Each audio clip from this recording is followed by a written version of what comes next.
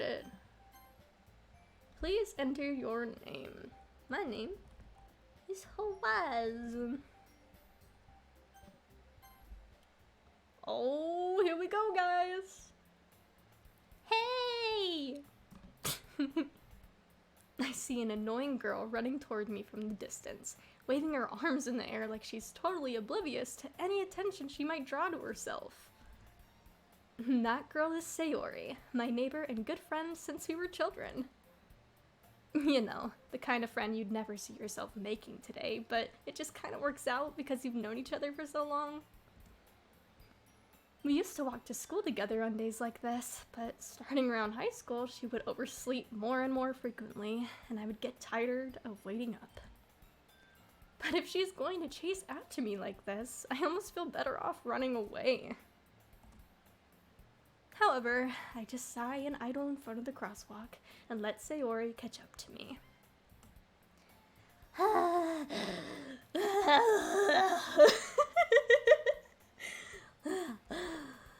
I overslept again. But I caught you this time. Maybe, but only because I decided to stop and wait for you. You say that like you were thinking about ignoring me. That's mean, Horizon.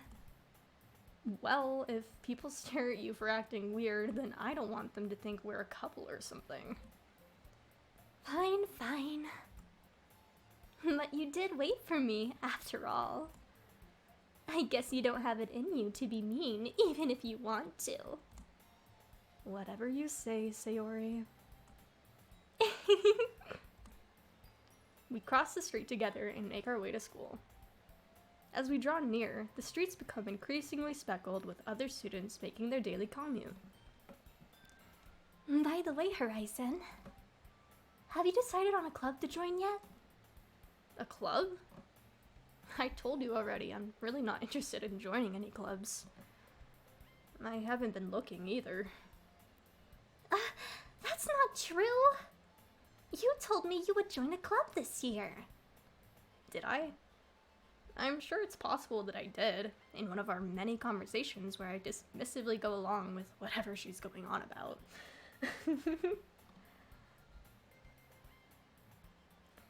Sayori likes to worry a little too much about me, when I'm perfectly content just getting by on the average while spending my free time on games and anime.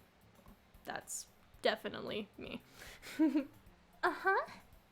I was talking about how I'm worried that you won't learn how to socialize or have any skills before college. Your happiness is really important to me, you know. And I know you're happy now, but I'd die at the thought of you becoming a NEET in a few years because you're not used to the real world. You trust me, right? Don't make me keep worrying about you. Alright. I'll look at a few clubs if it makes you happy.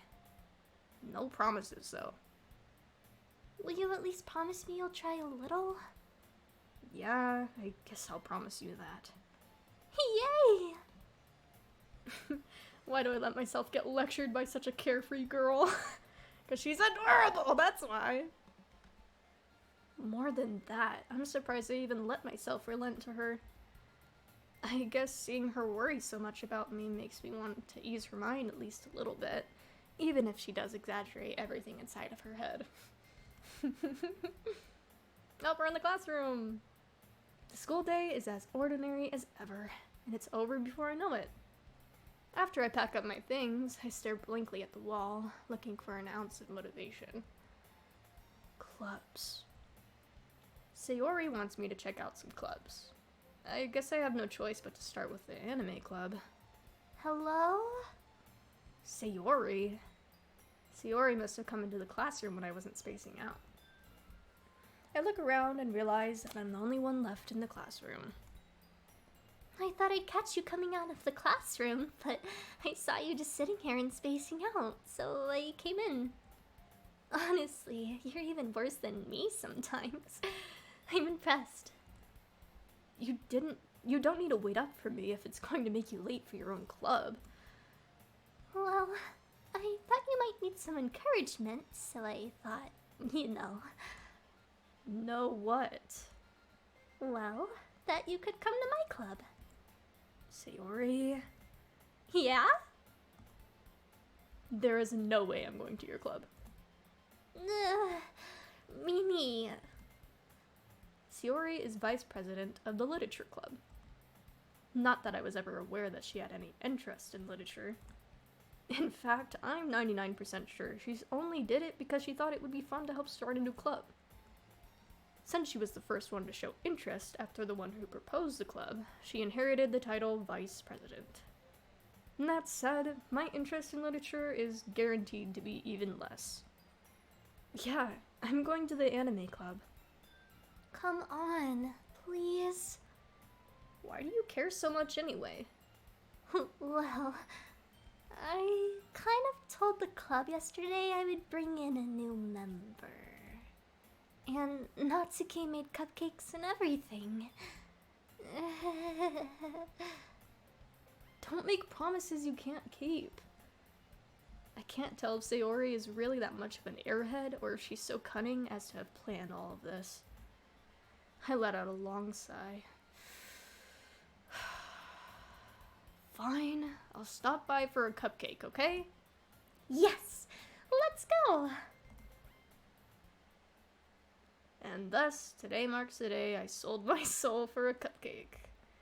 I dejectedly follow Sayori across the school and upstairs, a section of the school I rarely visit, being generally used for third-year classes and activities. Sayori, full of energy, swings open the classroom door. Everyone, the new member is here. I told you don't call me a new member. Meh? I glance around the room. Ooh. Welcome to the literature club. It's a pleasure meeting you. Sayori always says nice things about you. Seriously? You brought a boy? Way to kill the atmosphere. Ah, Horizon! What a nice surprise. Welcome to the club!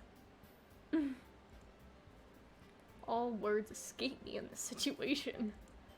This club is full of incredibly cute girls! Oh my god! I have always loved their designs. They're so adorable. What are you looking at? If you want to say something, say it. Sorry. Natsuki. The girl with the sour attitude, whose name is apparently Natsuki, is one I don't recognize. Her small figure makes me think she's probably a first year. She is also the one who made cupcakes, according to Sayori. You can just ignore her when she gets moody. Sayori says that quietly into my ear, then turns back towards the other girls. Anyway, this is Natsuki, always full of energy. And this is Yuri, the smartest in the club. Don't say things like that. Yuri, who appears comparably more mature and timid, seems to have a hard time keeping up with people like Sayori and Natsuki. Well, it's nice to meet both of you. And it sounds like you already know Monica. Is that right? That's right. It's great to see you again, Horizon. Monica smiles sweetly. We do know each other. Well, we rarely talked, but we were in the same class last year.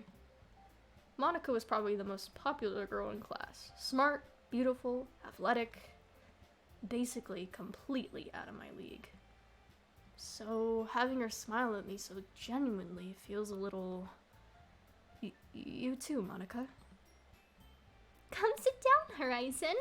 We made room for you at the table so you can sit next to me or Monica. I'll get the cupcakes. Hey, I made them. I'll get them. Sorry, I got a little too excited. Then, how about I make some tea as well? The girls have a few desks arranged to form a table. As Sayori mentioned, it's been widened so that there is one space next to Monica and one space next to Sayori.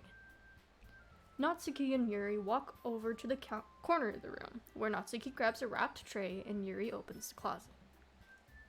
Still feeling awkward, I take a seat next to Sayori. Natsuki proudly marches back to the table, tray in hand. Okay, are you ready? Ta-da!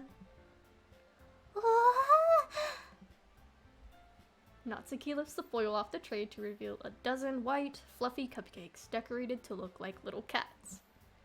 The whiskers are drawn with icing, and little pieces of chocolate were used to make the ears. So cute! I had no idea you were so good at baking, Natsuki. Well, you know. Just hurry and take one. Sayori grabs one first, then Monica. I follow. It's delicious. Sayori talks with her mouth full and has already managed to get icing on her face. I turn the cupcake around in my fingers, looking for the best angle to take a bite. Natsuki is quiet. I can't help but notice her sneaking glances in my direction. Is she waiting for me to take a bite? I finally bite down. The icing is sweet and full of flavor. I wonder if she made it herself. This is really good. Thank you, Natsuki. Why are you thanking me? It's not like I Haven't I heard this somewhere before? made them for you or anything. Eh?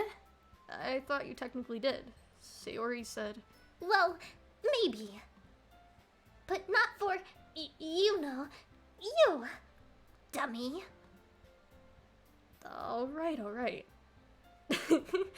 I give up on Natsuki's weird logic and dismiss the conversation. Yuri returns to the table carrying a tea set. She carefully places a teacup in front of each of us before setting down a teapot next to the cupcake tray. You keep a whole tea set in this classroom? Don't worry, the teachers gave us permission. After all, doesn't a hot cup of tea help you enjoy a good book? I guess. Don't let yourself get intimidated. Yuri's just trying to impress you. That's not... Insulted, Yuri looks away. I meant that, you know. I believe you. Well, tea and reading might not be a pastime for me, but I at least enjoy tea. I'm glad. Yuri faintly smiles to herself in relief. Monica raises an eyebrow, then smiles at me. So, what made you consider the literature club? I was afraid of this question. Something tells me I shouldn't tell Monica that I was practically dragged here by Sayori. Well, I haven't joined any clubs yet, and Sayori seemed really happy here, so... That's okay. Don't be embarrassed. We'll make sure you feel right at home, okay? As president of the Literature Club, it's my duty to make the club fun and exciting for everyone. Monica, I'm surprised. How come you decided to start your own club? You could probably be a board member for any of the major clubs. Weren't you a leader of the debate club last year? Well, you know.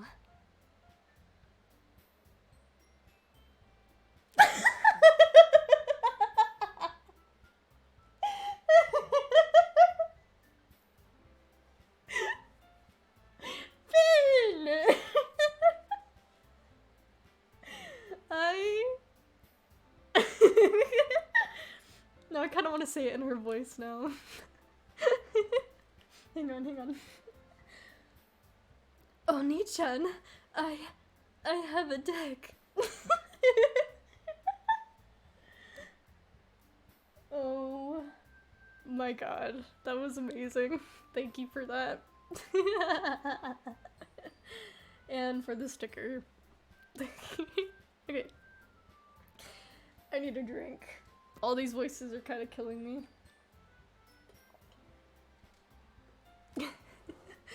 Okay. To be honest, I can't stand all the politics around the major clubs. It feels like nothing but arguing about the budget and publicity and how to prepare for events. I'd much rather take something I personally enjoy and make something special out of it. And if it encourages others to get into literature, then I'm fulfilling that dream.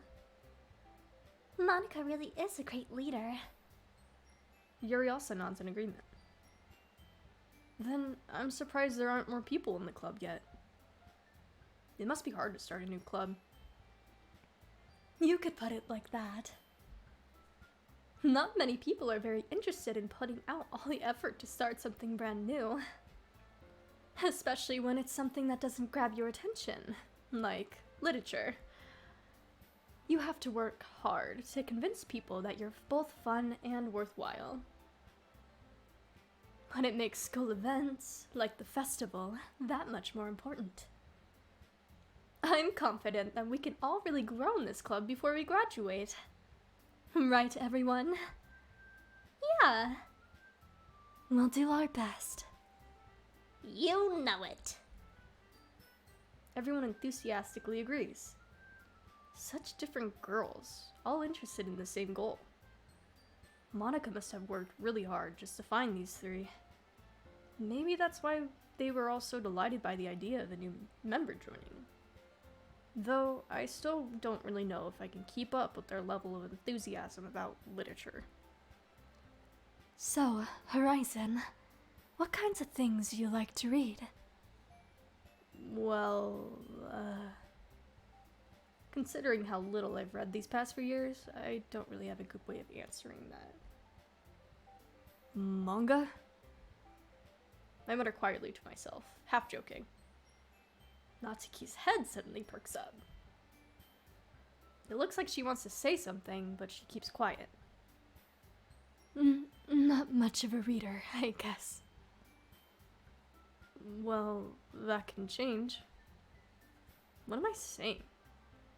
I spoke without thinking after seeing Yuri's sad smile. Anyway, what about you, Yuri? Well, let's see. Yuri traces the rim of her teacup with her finger. My favorites are usually novels that build deep and complex fantasy worlds. The level of creativity and craftsmanship behind them is amazing to me. And telling a good story in such a foreign world is equally impressive. Yuri goes on, clearly passionate about her reading.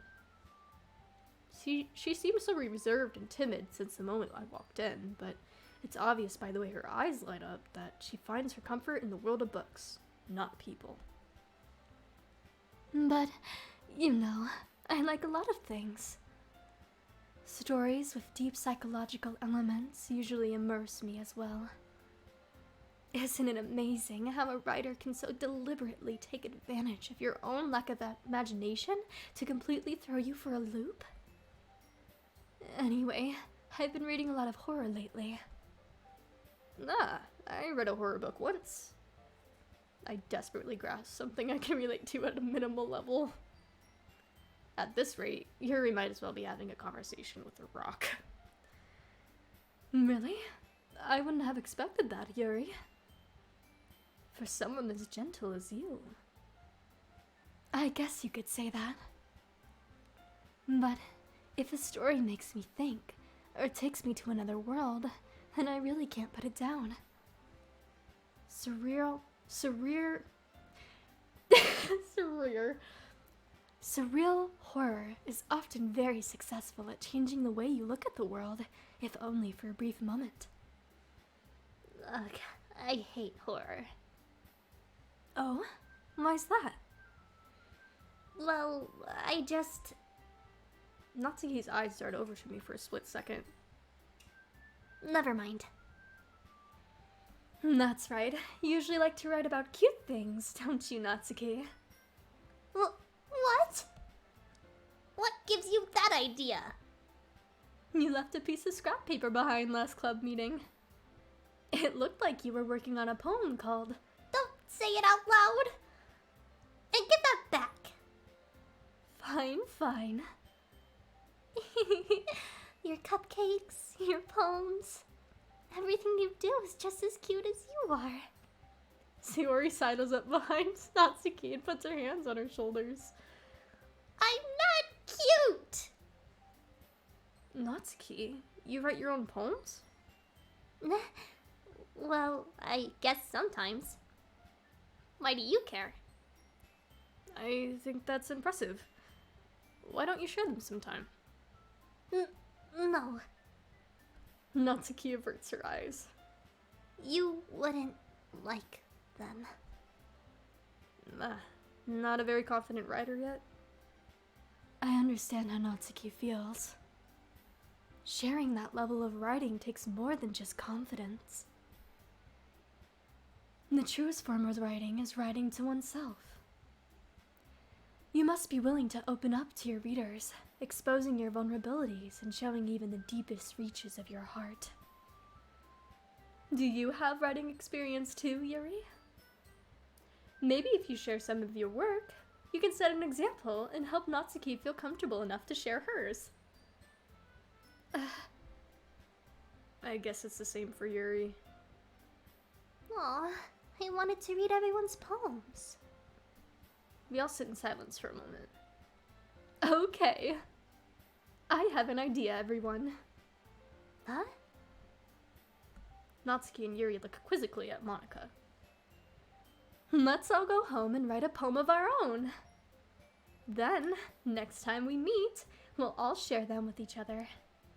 That way, everyone is even.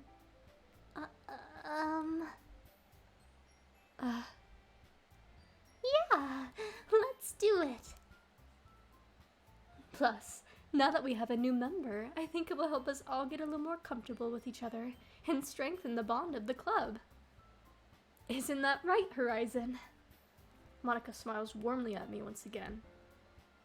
Hold on, there's still one problem. What's that? Now that we're back to the original topic of me joining the club, I bluntly come forth with what's been on my mind the entire time. I never said I would join this club. Sayori might have convinced me to stop by, but I never made any decision. I still have other clubs to look at, and, I lose my train of thought. Awful girls stare back at me with dejected eyes. But... I'm sorry, I thought... Horizon. You all... I'm defenseless against these girls. How am I supposed to make a clear-headed decision when it's like this? Oh my god, my throat. Ugh. I'm turning into a chain smoker. Whew. That is if writing poems is the price I need to pay in order to spend every day with these beautiful girls. Right. Okay, I've decided then. I'll join the literature club. One by one, the girls' eyes light up. Yes! I'm so happy! Sayori wraps her arms around me, jumping up and down. Hey! You really did scare me for a moment. If you really just came for the cupcakes, I would be super pissed. Then that makes it official. Welcome to the literature club. Thanks, I guess. Okay, everyone. I think with that, we can officially end today's meeting on a good note. Everyone remember tonight's assignment. Write a poem to bring to the next meeting so we can all share. Monica looks over at me once more. Horizon, I look forward to seeing how you express yourself. Yeah. Can I really impress the class star Monica with my mediocre writing skills? I already feel the anxiety welling up inside me.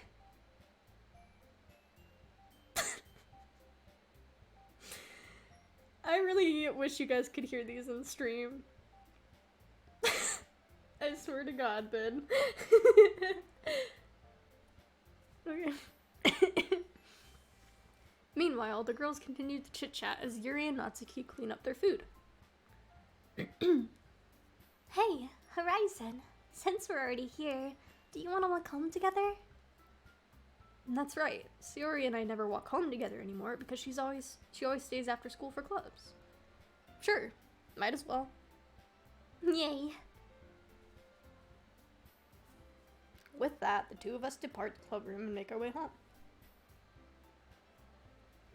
The whole way, my mind wanders back and forth between the four girls.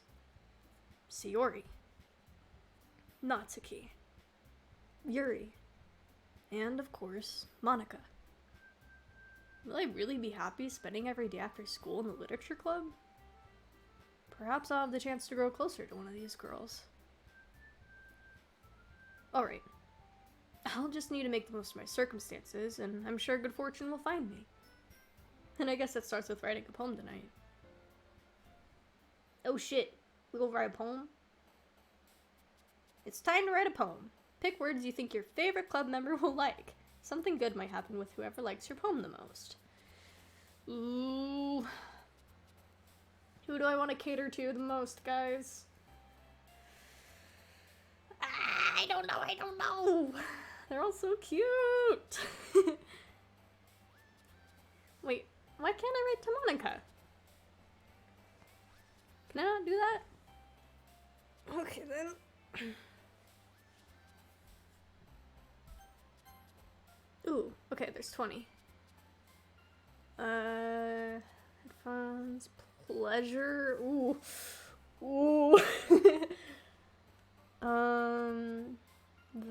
That's a big word for Elmo.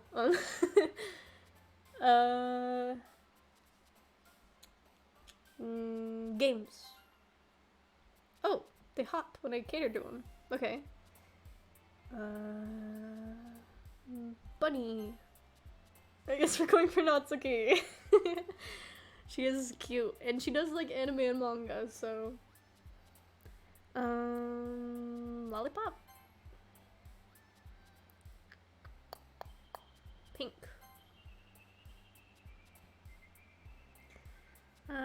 Cute. Precious? Oh, that was Sayori. That's fine. Kawaii.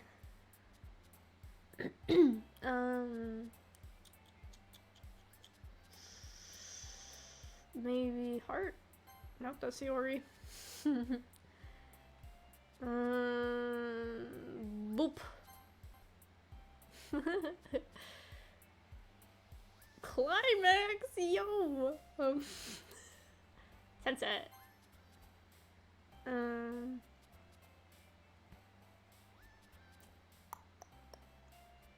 It's adorable. Dazzle. Nope.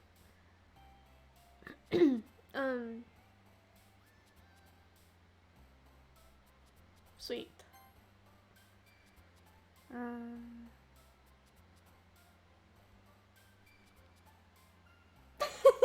Jelly.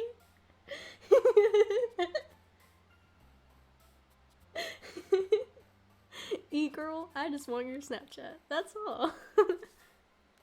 Right.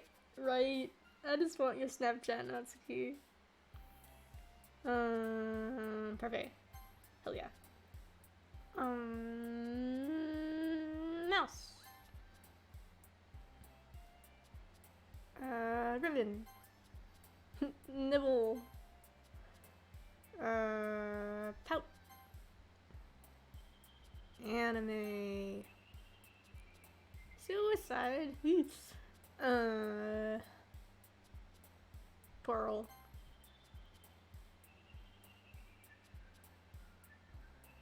Charm. That's Natsuki. Or Sayori. Thank you for the sturdy pug sticker, I missed it. Nah, it's Monica.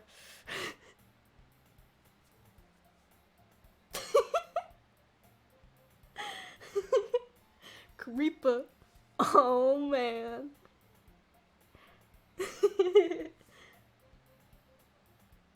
You guys are gonna drive me nuts and I love it. Okay, we are officially an hour into the stream. Wow. Okay. Let's get back into it. This sip of coffee. Get my throat all lubed up.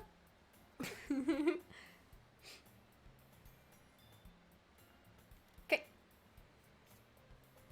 Hi again, Horizon. Glad to see you didn't run away from us. Nah, don't worry. This might be a little strange for me, but I at least keep my word. No, I'm back at the literature club. I was the last to come in, so everyone else is already hanging out. Thanks for keeping your promise, Horizon.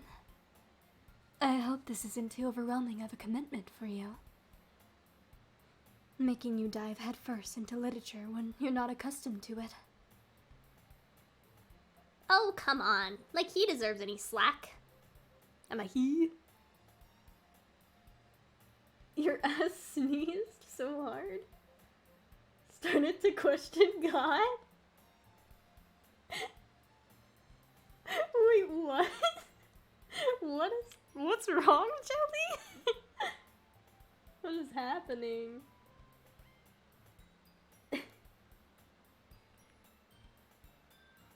Well, apparently I'm he, him in this game.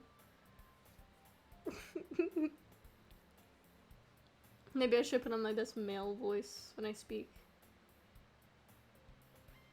It's not gonna be good, but still.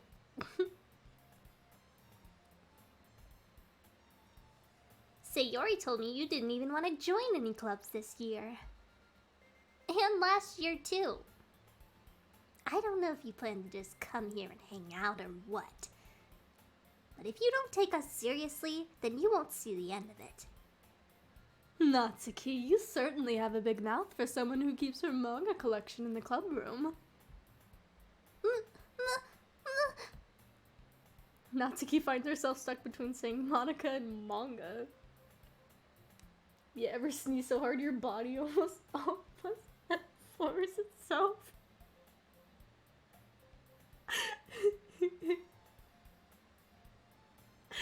I mean, maybe. I'm sorry, Jelly, that your sneeze traumatized you. Manga is literature! Swiftly defeated, Natsuki plops back into her seat. Don't worry, guys. Horizon always gives it his best as long as he's having fun. He helps me with busy work without me even asking. Like cooking, cleaning my room. How dependable. Sayori, that's because your room is so messy it's distracting. And you almost set your house on fire once. Is that so? You two are really good friends, aren't you? I might be a little jealous. How come? You and Horizon can become good friends too. Sayori.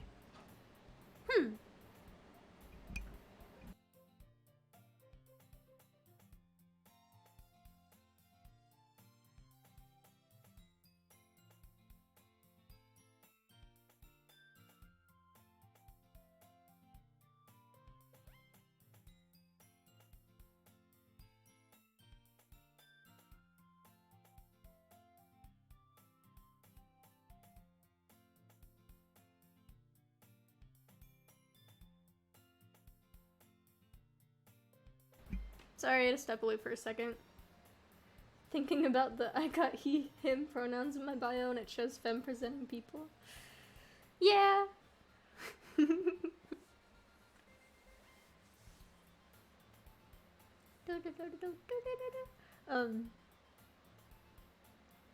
Oh yeah.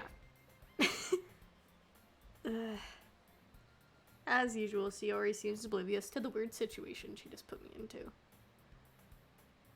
Oh, Yuri even bought you something today, you know? Wait, Sayori. Me? Not really. Don't be shy. It's really nothing. What is it? Never mind. Sayori made it sound like a big deal when it's really not. What do I do? Nah. I'm sorry, Yuri, I wasn't thinking.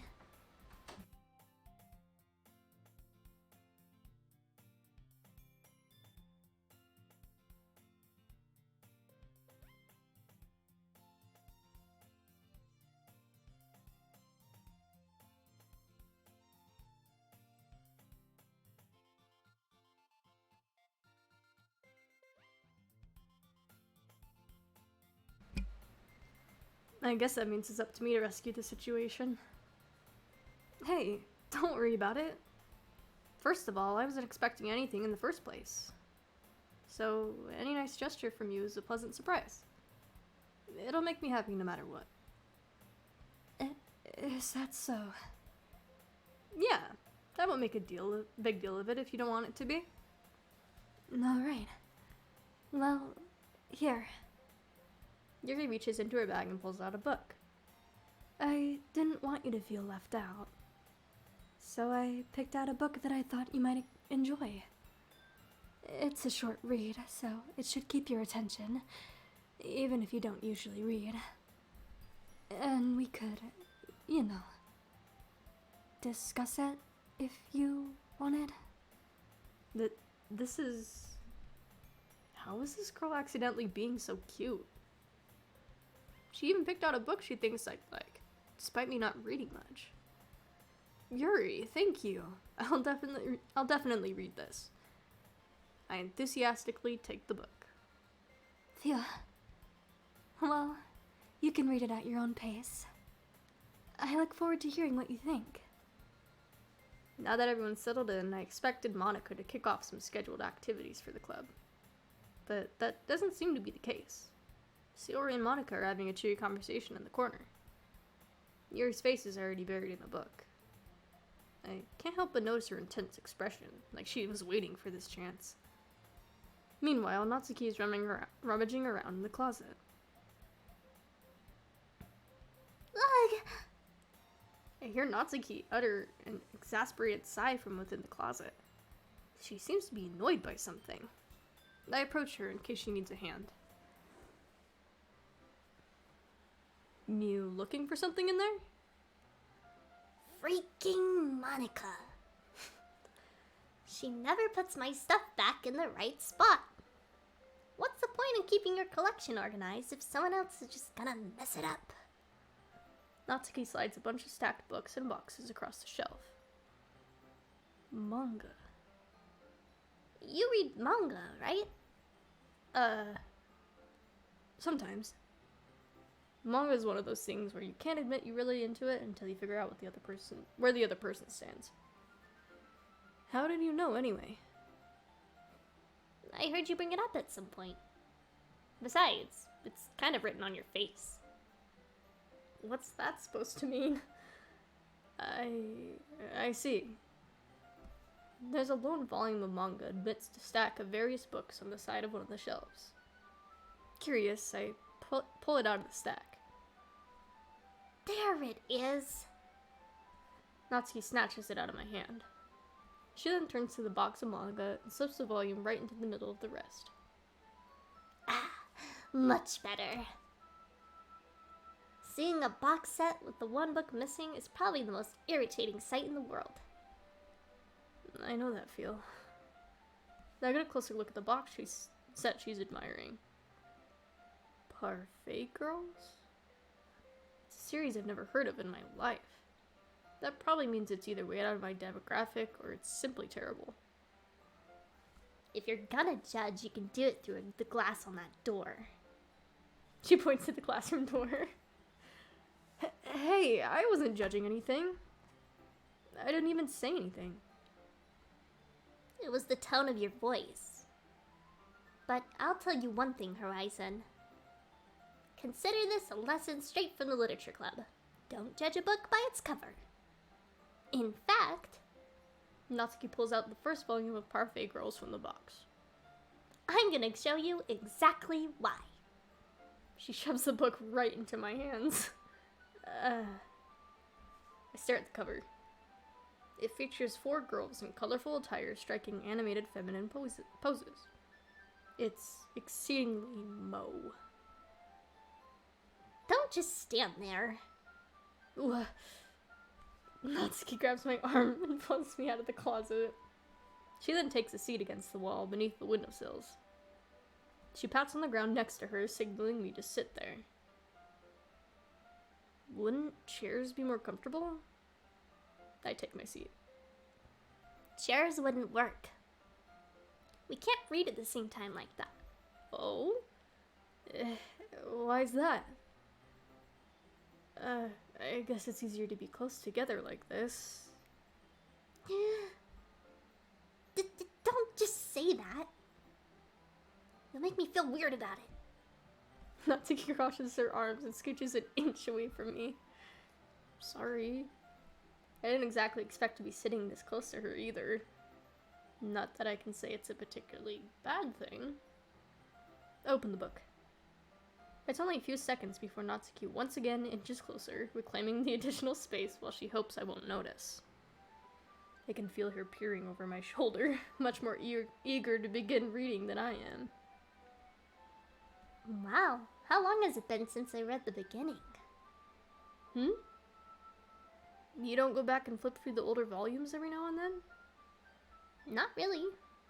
Maybe sometimes after I've already finished the series. Hey, are you paying attention? I am, but nothing's really happened yet, so I can talk at the same time. It looks like it's about a bunch of friends in high school. Typical slice of life affair. I kind of grew out of these since it's rare for the writing to be entertaining enough to make up for the lack of plot. So, what should I expect from this? Thank you for the Disco Cat sticker! Or multiple.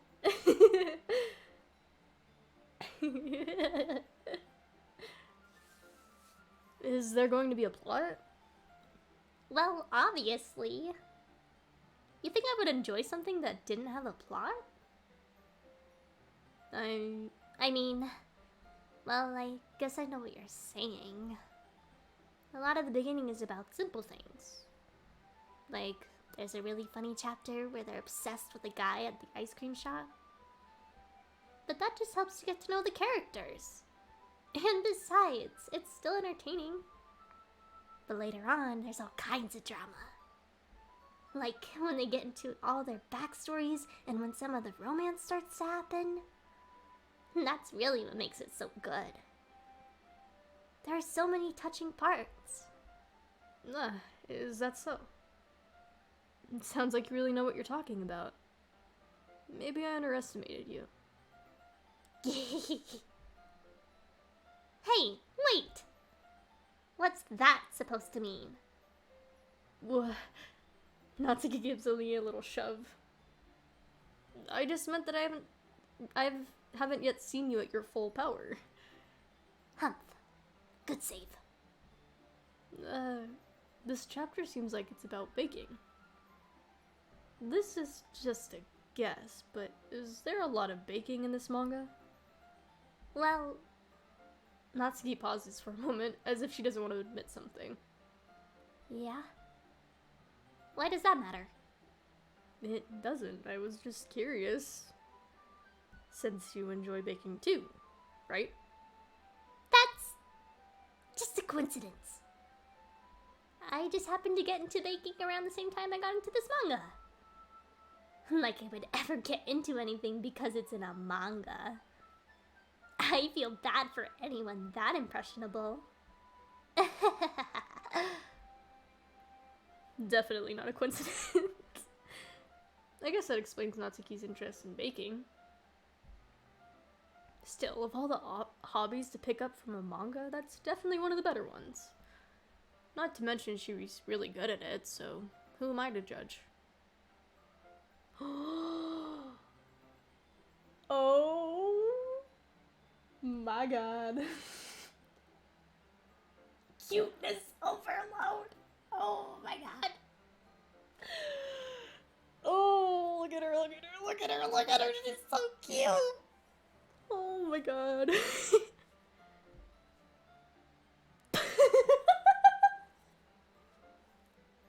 I'm in danger.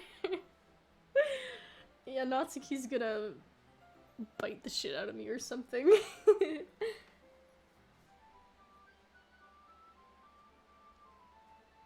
We read on for a few more minutes. I've finished a couple chapters at this point. Are you sure this isn't boring for you? It's not. Even though you're just watching me read? Well, I'm fine with that. If you say so. I guess it's fun sharing something you like with someone else. I always get excited when I convince all of my friends to pick up a series I enjoy. You know what I mean?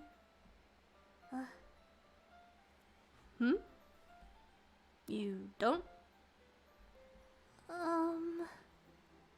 That's not... Well, I wouldn't really know. What do you mean? Don't you share your manga with your friends? Could you not rub it in? Jeez. Sorry. Humph.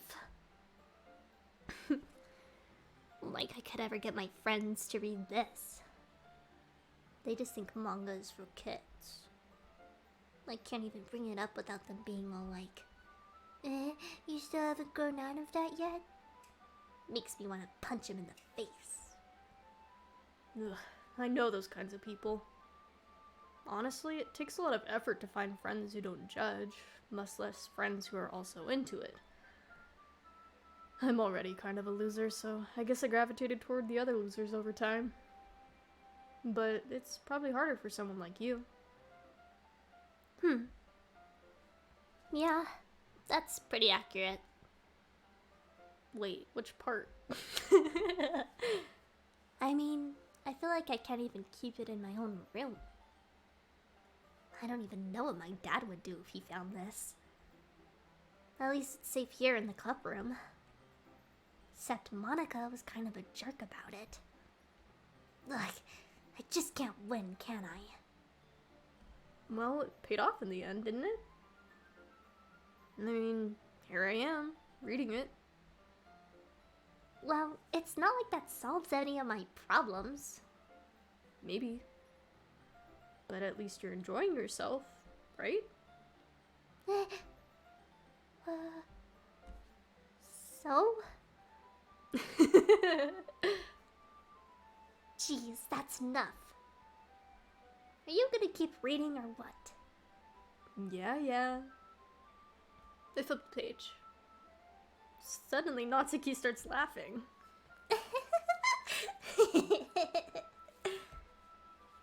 I totally forgot that happens. Natsuki puts her finger to one of the panels. Minori is my favorite character. You'll always feel a little bad for her since she's so unlucky. But it gets especially bad when... I shouldn't be talking about that yet. Just finish this chapter. She's so freaking cute! Natsuki's voice sparkles with excitement. It's a stark contrast to her usual bossy tone. But if she's not used to sharing her favorite manga with her friends, I can understand why.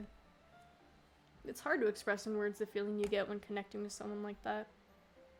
And being able to provide that to Natsuki, for whom it's a rare experience, the thought makes me smile a little to myself. Okay, everyone. Is that our catchphrase? Jesus. Are you all ready with today's poems? Oh, come on. Could your timing be any worse? Sorry. I just need to make sure we had enough time. Though you do look pretty cozy over there.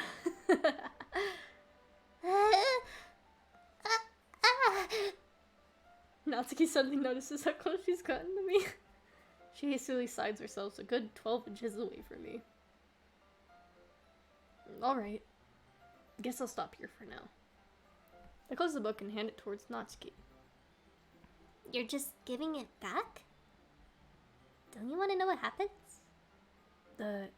Yeah, but Monica just said...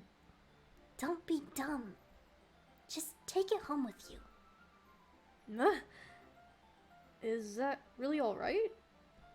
I said that mostly because I didn't plan on using my spare time to read this. Well, of course.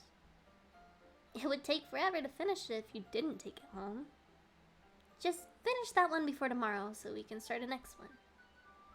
And if it gets bent, I'll kill you. By tomorrow? I only got part way through the volume so far. I might fall behind on some shows if I try to get through this. But I suppose that's a necessary sacrifice in exchange for seeing Natsuki's enthusiastic face. Or am I more scared of what will happen if I don't finish it? Alright then. I stand up. I return to where I put my stuff and carefully slip the book into my bag. By the way, did you remember to write a poem last night? Yeah. My relaxation ends. I can't believe I agreed to do something so embarrassing. I couldn't really find much inspiration since I've never really done this before.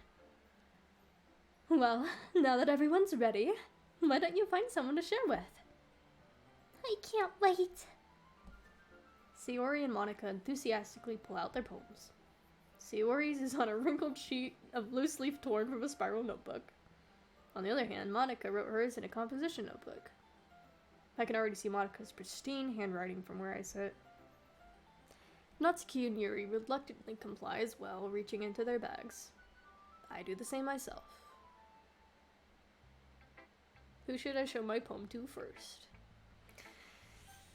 Let's go... Sayori. I'm definitely most comfortable sharing it with Sayori first. She's my good friend after all.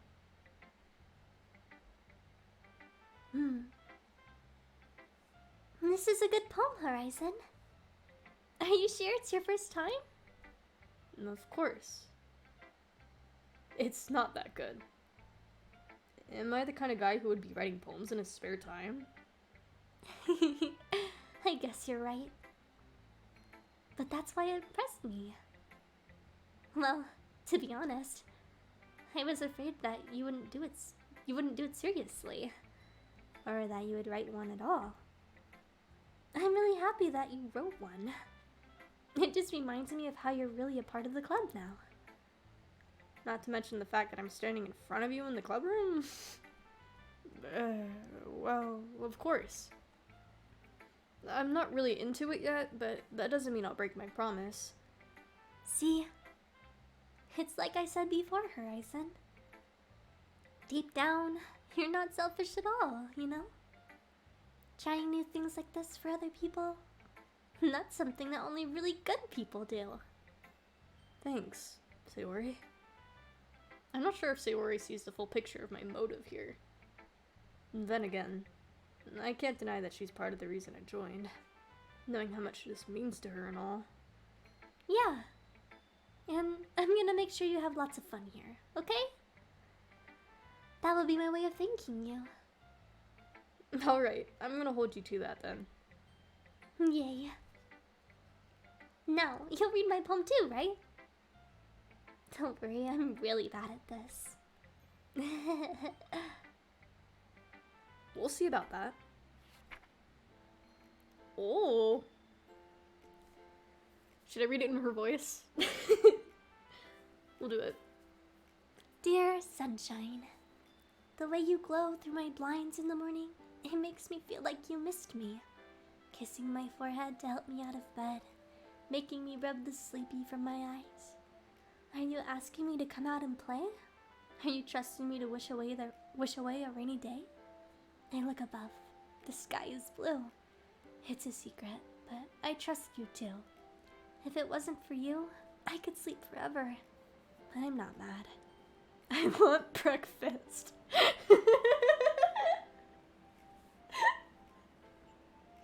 Oh my god. Sayori. This is just a guess, but did you wait until this morning to write this? No? Just a little bit. You can't answer just a little bit to a yes or no question. I forgot to do it last night. Well, at least that makes me feel a little better about myself. Don't be mean. I still tried my best. Yeah. I didn't mean to say it like it was a bad poem. It came out nice, or how should I put it? It sounds just like you. Really? Yeah. Especially that last line. I made eggs and toast. Oh my god. Even though you were late to school? It's bad to skip breakfast. I get all cranky. Well, I guess there's no point in arguing. Anyway, thanks for showing me. This was so much fun. Monica's the best. Yeah. But next time... Oh. But next time, I won't forget. And I'm gonna write the best poem ever. Well, I guess I look forward to it. Okay, let's show Natsuki.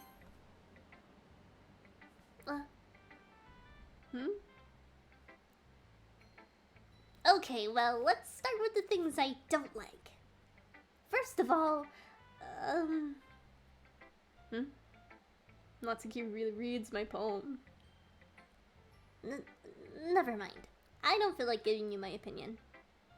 Then what's the point of sharing in the first place? I wrote this when I could have been doing other things. In fact, remember how I said I wanted to read your poems? That's what I had in mind when writing this. I want to help you feel more comfortable enough to share yours. Like Monica said. Well, I would be more comfortable sharing my poem if yours was really bad. You were supposed to show me some dumb poem and make me go, ha, well, it's not that great, but let me show you what real literature looks like. And you went and ruined it. I hope you're happy. So, in other words, you're saying you liked it? Like, Natsuki's retort gets caught in her throat. you're so... You don't understand anything, do you? I already told you that. You don't have to go announcing it to the world like you're all self-important. Pretty sure you never actually said that. I said that mostly to myself. Natsuki must really hate me or something. I can't figure out if it's a win or lose that she liked my poem. In any case, you still need to show me yours, right? Grr. Fine, I guess. Only because Monica will make me if I don't.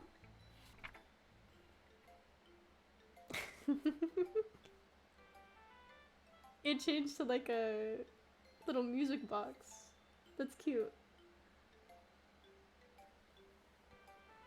Eagles can fly. Monkeys can climb. Crickets can leap. Horses can race. Owls can seek. Cheetahs can run. Eagles can fly. People can try. But that's about it. Yeah. I told you that you weren't gonna like it. I like it. What? Just be honest. I am. Why are you so convinced that I wouldn't like it? Well, because everyone in high school thinks that writing has to be all sophisticated and stuff. So people don't even take my writing seriously. But isn't the point of poems for people to express themselves? your writing style wouldn't make your message any less valid. Yes, exactly. I like when it's easy to read, but it hits you hard. Like in this poem. Seeing everyone around you do great things can be really disheartening. So I decided to write about it. Yeah, I understand. But the other nice thing about simple writing is that it puts more weight on the wordplay. Like I set up for a rhyme at the end, but then made it fall flat on purpose. It helps bring out the feeling in the last line. So you did. I guess more went into it than I realized. That's what it means to be a pro. I'm glad you learned something. Didn't expect that from the youngest one here, did you? Yeah, guess not. I decided to humor her with that last comment. I don't really care how old everyone is, but if Natsuki is feeling proud, then I won't take that away from her. Cute. Okay, should we save Monica for last? I feel like we should. Let's go, Yuri.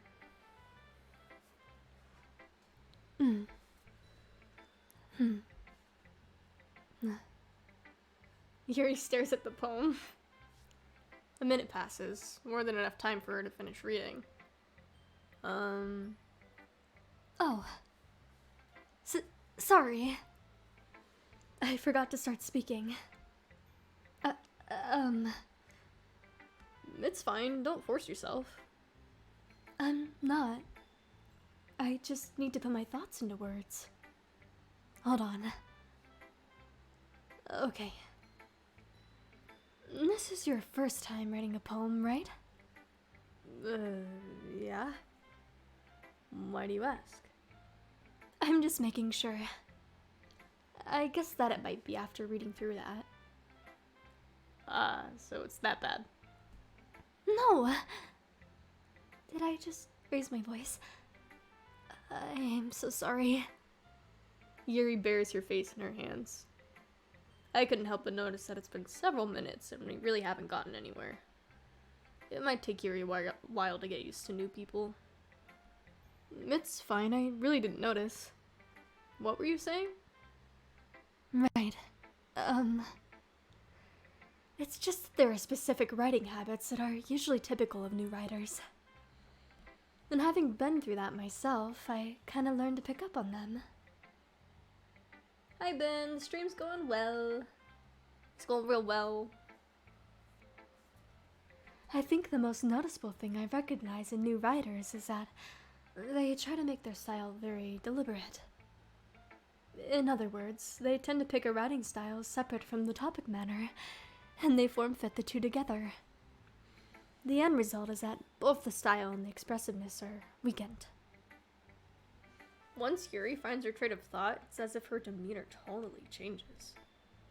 Her stammering is completely gone, and she sounds like an expert. Of course, that's not something you can be blamed for. There are so many different skills and techniques that go into writing even a simple poem.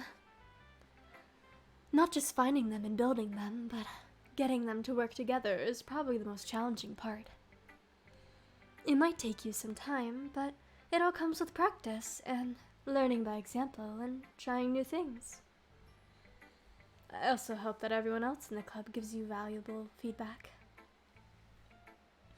Natsuki can be a bit biased, though. Biased? How? Well, never mind. I shouldn't be talking about people like that. Sorry. It's fine.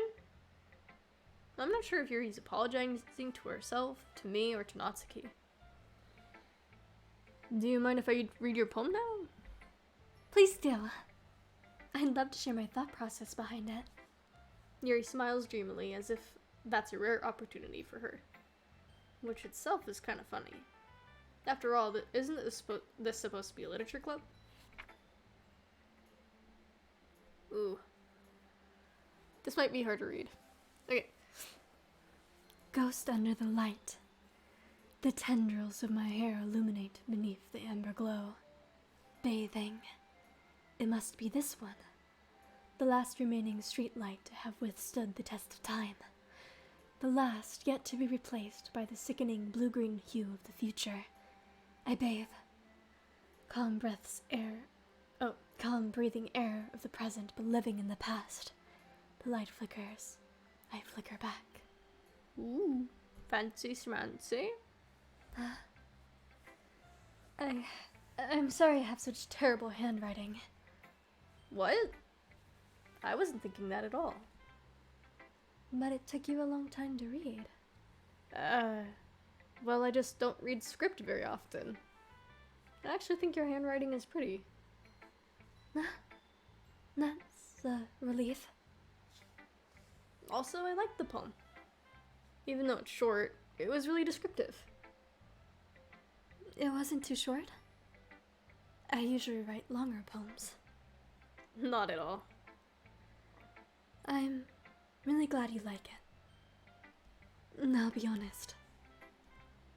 Since it's our first time sharing, I wanted to write something a little more mild.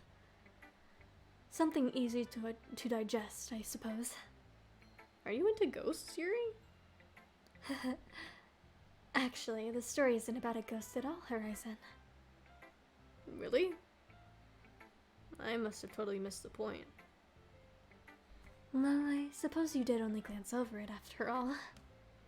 But remember that poets often express their own thoughts, feelings, and experiences in their work. They usually do more than a simple story or paint a picture. In this case, perhaps the subject of the poem is only being symbolically compared to a ghost. Lingering in her last remaining place of comfort, unable to let go of the past, and soon to be left with nothing. That's a lot more solemn, putting it that way. I hadn't even thought of that. That's impressive. It's nothing, really. Well, it makes me happy that you think that. Just remember that it won't be long before you pick up on those things, too. Yeah, maybe you're right. I guess I'll have to keep trying. I'm counting on you.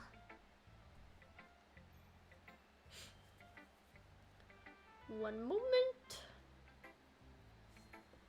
Need another drink?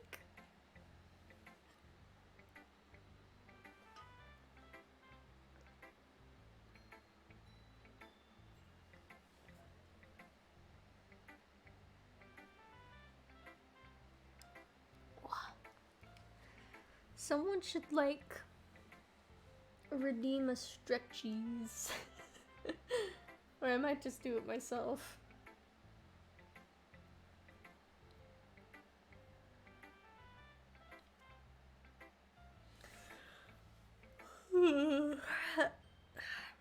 Okay, let's stretch.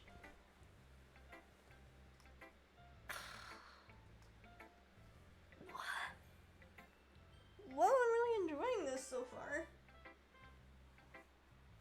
Everyone has their own cute little personalities and little quirks about them.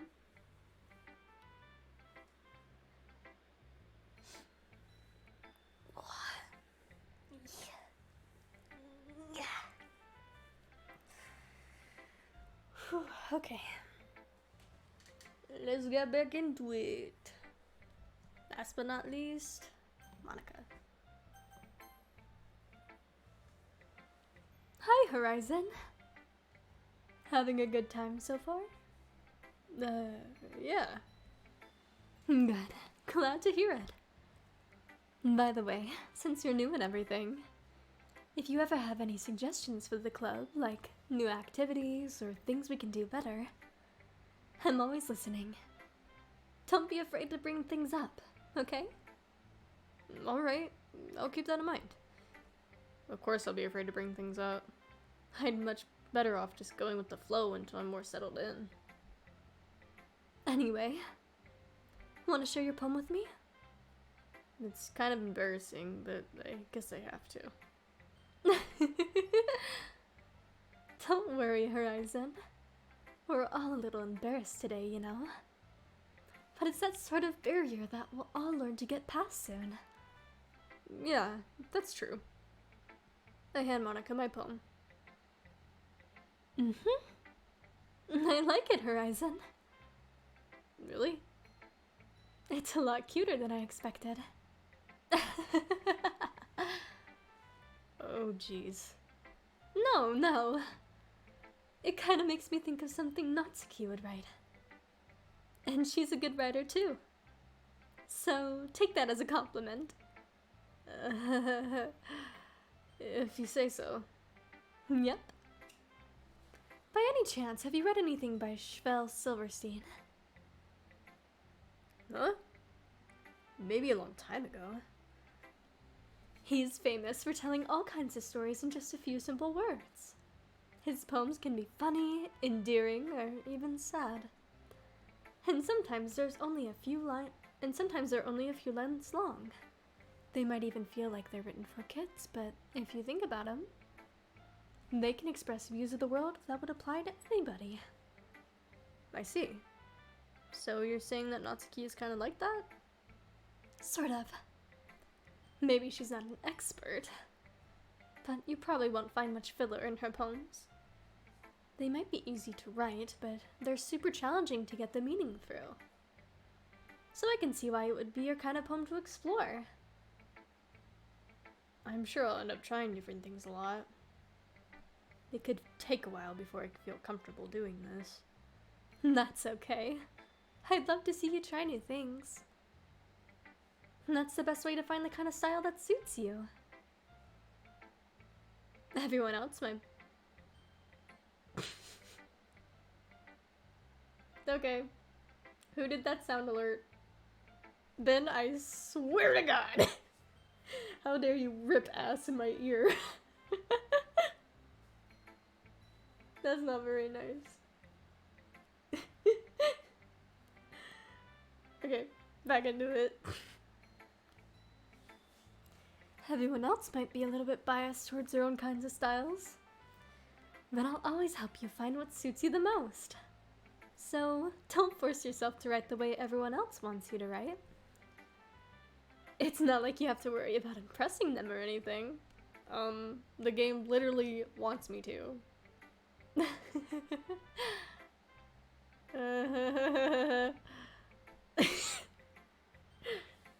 Anyway, do you want to read my poem now? Don't worry, I'm not very good. You sound pretty confident for someone who claims to not be very good. Well, that's just because I have to sound confident. That doesn't mean I always feel that way, you know? I see. Well, let's read it then. Oh, I have to scroll.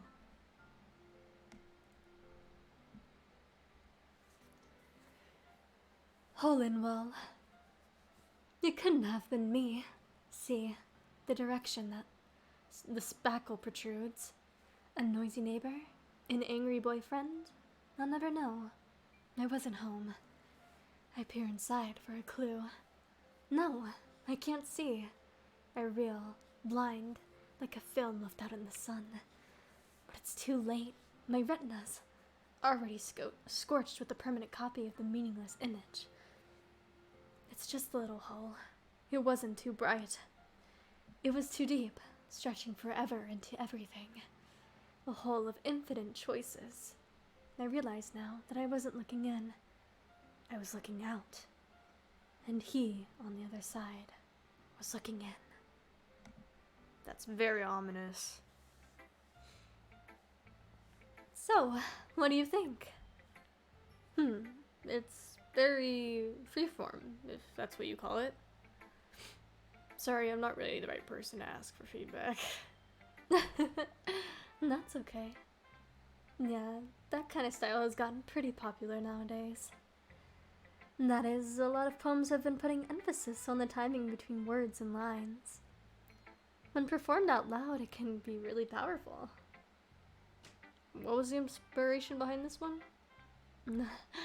Well, I'm not sure if I know how to put it.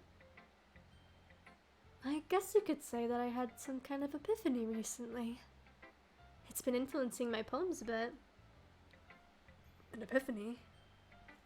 Yeah, something like that. I'm kind of nervous to talk about deep stuff like that because it's kind of coming on strongly. Maybe after everyone is better friends with each other. Anyway, here's Monica's writing tip of the day. Sometimes when you're writing a poem, or a story, your brain gets too fixated on a specific point.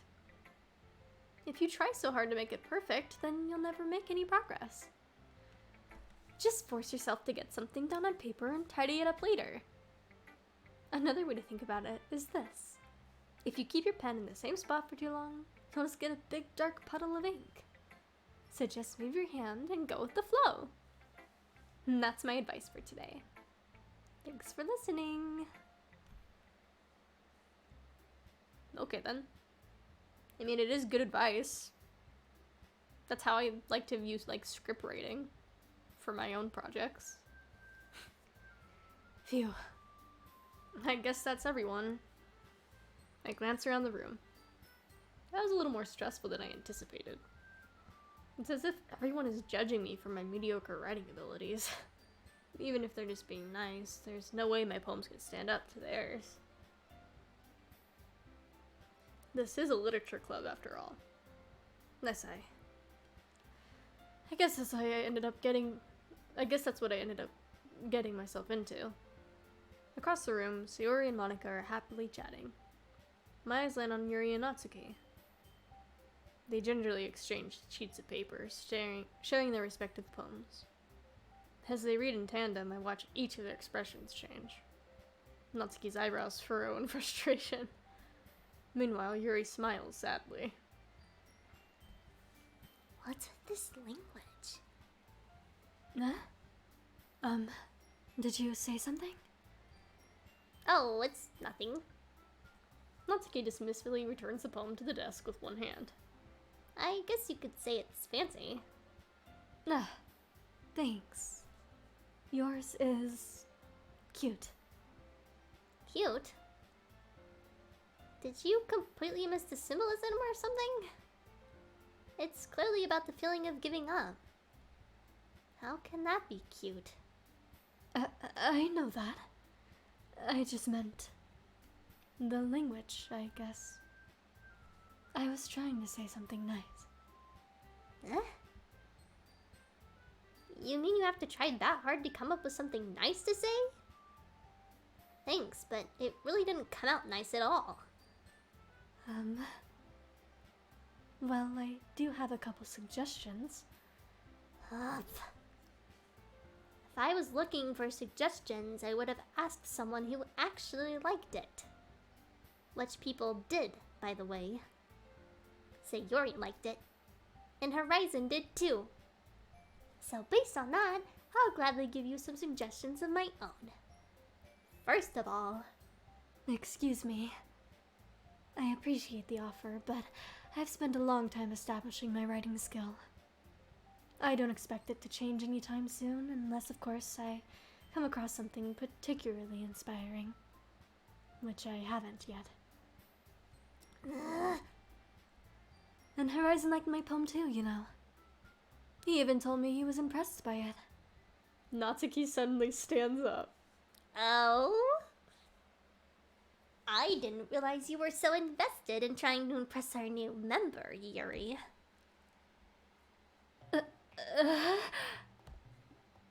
That's not what I... You're just... Yuri stands up as well. Maybe you're just jealous that Horizon appreciates my advice more than he appreciates yours. And how do you know he didn't appreciate my advice more? Are you that full of yourself? No. If I was full of myself, I would deliberately go out of my way to make everything I do overly cutesy.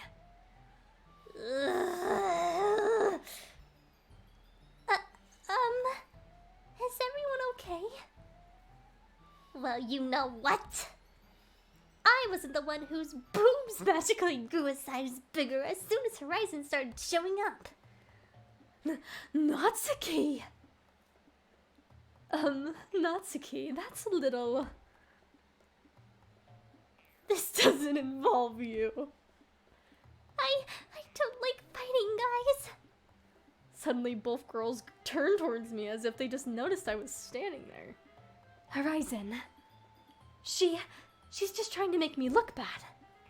That's not true. She started it.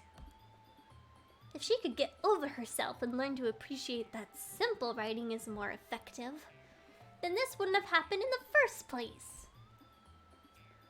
What's the point in making your poems all convoluted for no reason? The meaning should jump out at the reader, not force them to have to figure it out. Let me explain that to her, Horizon. Wait. There's a reason we have so many deep and expressive words in our language. It's the only way to convey complex feelings and meaning the most effectively.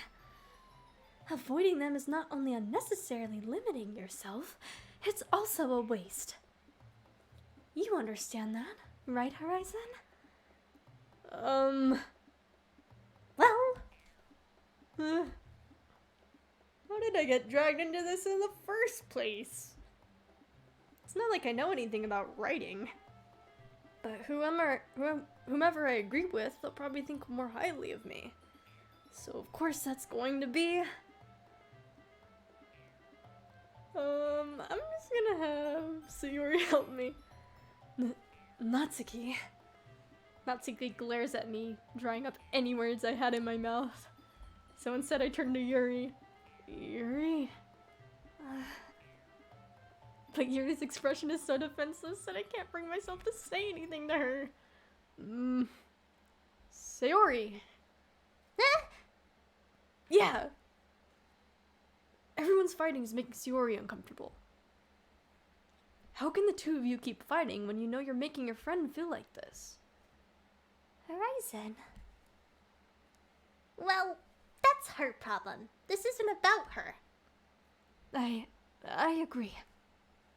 It's unfair for others to interject their own feelings into our conflict. Yeah, unless Sayori wants to tell Yuri what a stuck-up jerk she's being. She would never. It's your immaturity that made her upset in the first place. Excuse me? Are you listening to yourself? This is exactly why nobody likes... Stop! Natsuki, Yuri, you guys are my friends. I just want everyone to get along and be happy. My friends are wonderful people. And I love them because of their differences. Natsuki's poems, they're amazing because they give you so many feelings with just a few words. And Yuri's poems are amazing because they paint beautiful pictures in your head. Everyone's so talented. So why are we fighting?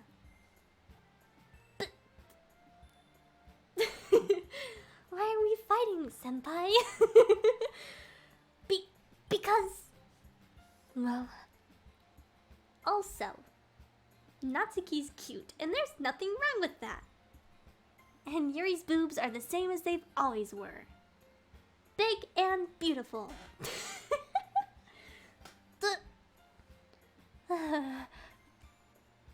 Sayori.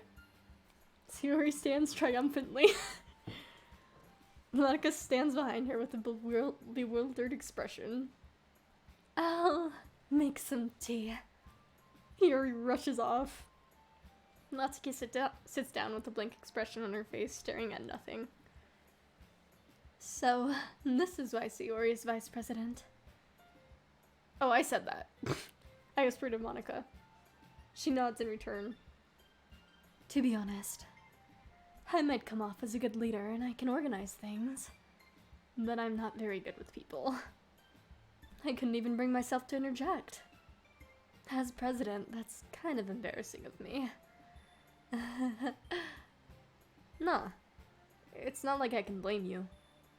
I wasn't able to say anything either. Well, I guess that just means Sayori is amazing in her own ways, isn't she? You could say that. She might be an airhead, but sometimes it's weirdly suspicious that she knows exactly what she's doing. I see. Take good care of her, okay? I would hate to see her get herself hurt. That makes the two of us. You can count on me. Monica smiles sweetly at me, causing my stomach to knot. Such a genuine person really does make a good president, regardless of what she says. Thank you for the disco cat sticker, Ben. If only I could get the chance to talk to her a little more. Okay, everyone. It's just about time for us to leave.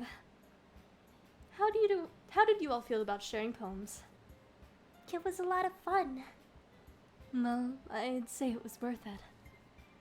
It was alright. Well, mostly. Horizon, how about you? Yeah, I'd say the same. It was a neat thing to talk about with everyone. Awesome. In that case, we'll do the same thing tomorrow. And maybe you learned something from your friends, too. So your poems will turn out even better. I think to myself, I did learn a little more about the kinds of poems everyone likes. With any luck, that means I can at least do a better job impressing those I want to impress. I nod to myself with newfound determination. Horizon, ready to walk home? Sure, let's go. Sayori beams at me. It truly has been a while since Sayori and I have spent this much time together. And I can't really say I'm not enjoying it either. Sayori, about what happened earlier. Huh? What do you mean? You know, between Yuri and Natsuki? Does that kind of thing happen often? No. That's really the first time I've seen them fight like that. I promise they're both wonderful people.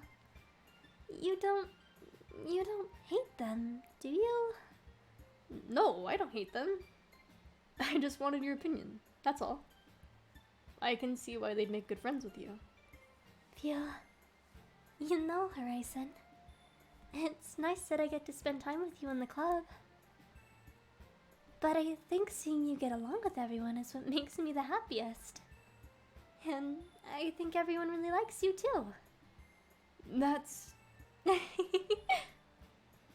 Every day is gonna be so much fun. It looks like Sayori still hasn't caught on to the kind of situation I'm in. Sure, being friends with everyone is nice, but does it really need to stop there? We'll just have to see what the future holds, Sayori. I pat Sayori on the shoulder. I said that more to myself than to her, but it's easy to use Sayori as an internal monologue sometimes. Okay. Yeah. Let's do this. Second poem time! I don't know. Natsuki was pretty adorable, but I'm kind of starting to lean more towards Sayori, to be honest. She's adorable, and you know, I love the whole like friends to lovers trope, so I'm gonna go with that this time and see what happens. So let's try our best to do that, I guess. Clumsy? Yep.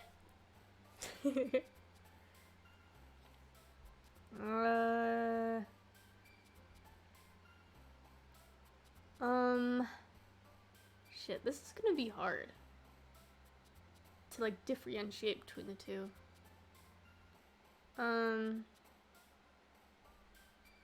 Candy? Damn it.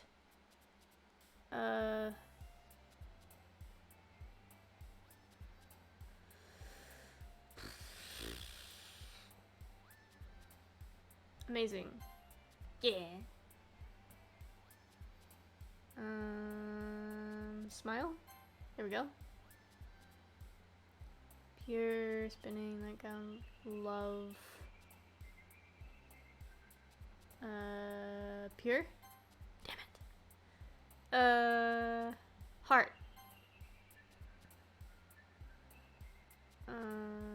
Wonderful.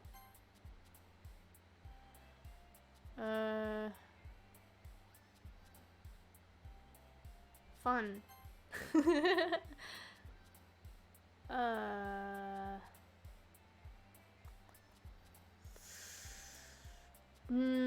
This is hard.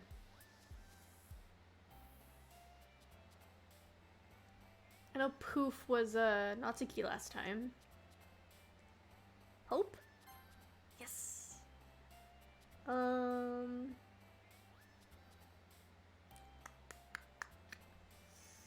Valentine, passion, happiness. Okay.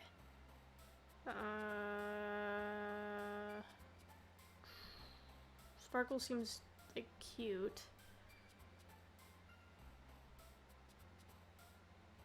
This is hard.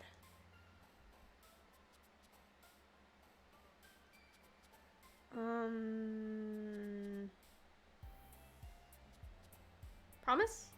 Yeah.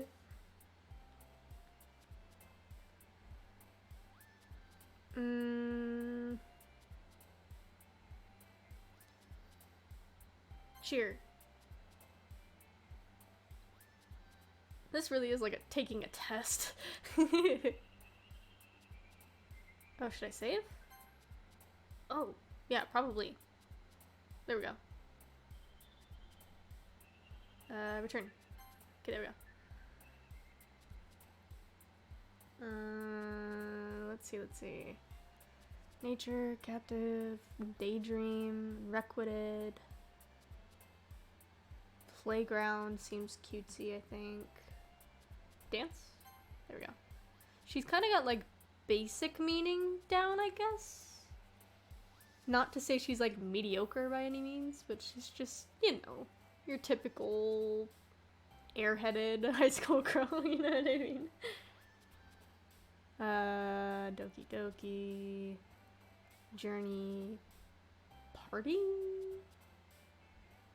Yep, party. Fireflies, puppy, memories, bubbles, giggle. Oh, childhood. Perfect.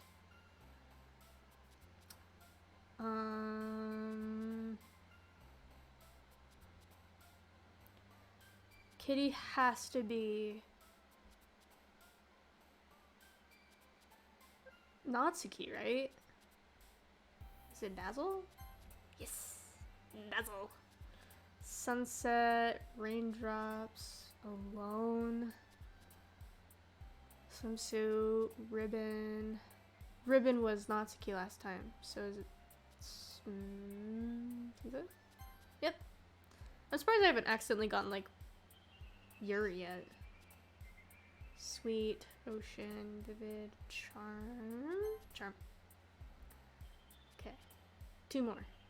We got this. We're doing so good. I don't think I've messed up yet, have I? Flower.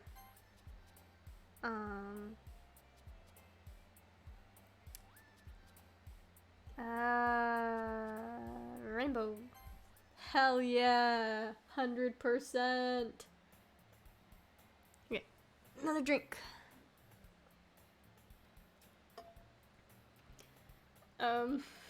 It's kind of hard to do Yuri's voice, I'm not gonna lie. I make it very airy and wispy. I'm going for like a Dami Mommy kind of voice, but more like wispy, I guess. Jade, welcome in. How are you? Welcome in. We are like, if you know this game, we're past the second poem, so I just finished writing it. You're doing good? Great. How am I doing? I'm doing great. I'm talking to cute girls.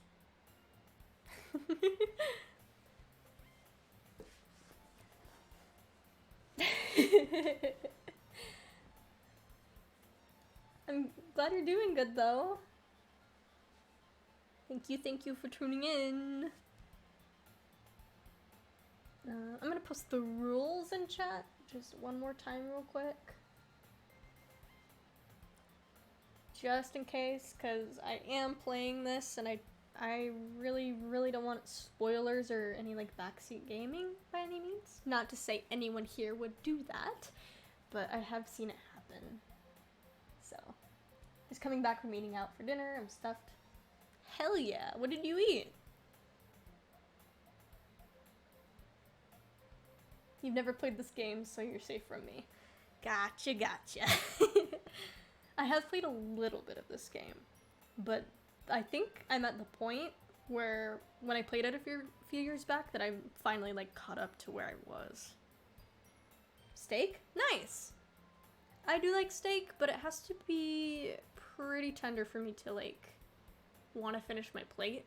I have really sensitive teeth, so like chewing like tough meat like pork or steak is kind of hard for me. I do like the taste of it, but it's just the chewing is hard for me. That's why I usually go for chicken. Yeah, chewy meat is gross. Heck yeah. I am very happy someone agrees with me.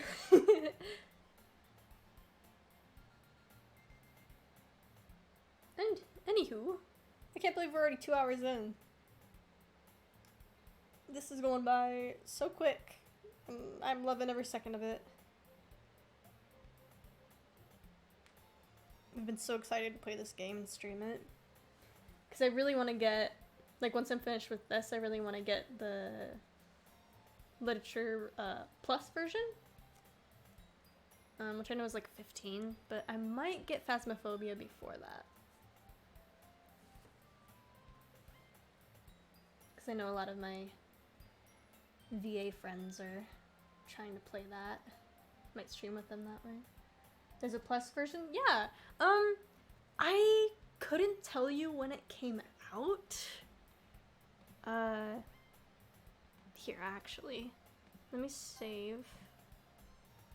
Yes, I want to overwrite my save. Hang on.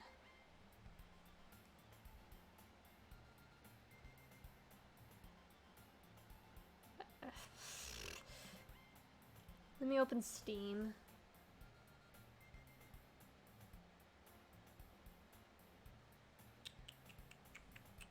And I can tell you when that came out. I know I have it in my wish list. If it'll load.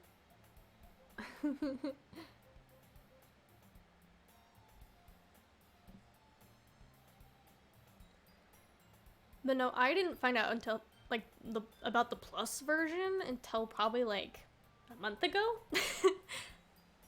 But apparently the art's all different. But I think it's the same characters, which is interesting. Yeah, Doki Doki Literature Club Plus. It's on sale right now, 33% off for like $10. So it'd be really easy for me to like buy. But it came out in 2021, so just 2 years ago. So if I do finish this on stream, I would love to play that. I think it might just be an extended version of it that lets you continue, maybe? But I don't know. I won't give spoilers. I've seen like YouTubers play a little bit of this game, but I've never like seen it in completion or like experienced it fully myself, which is why I wanted to stream myself playing it. Anywho, let's get back into it. One more sip of coffee.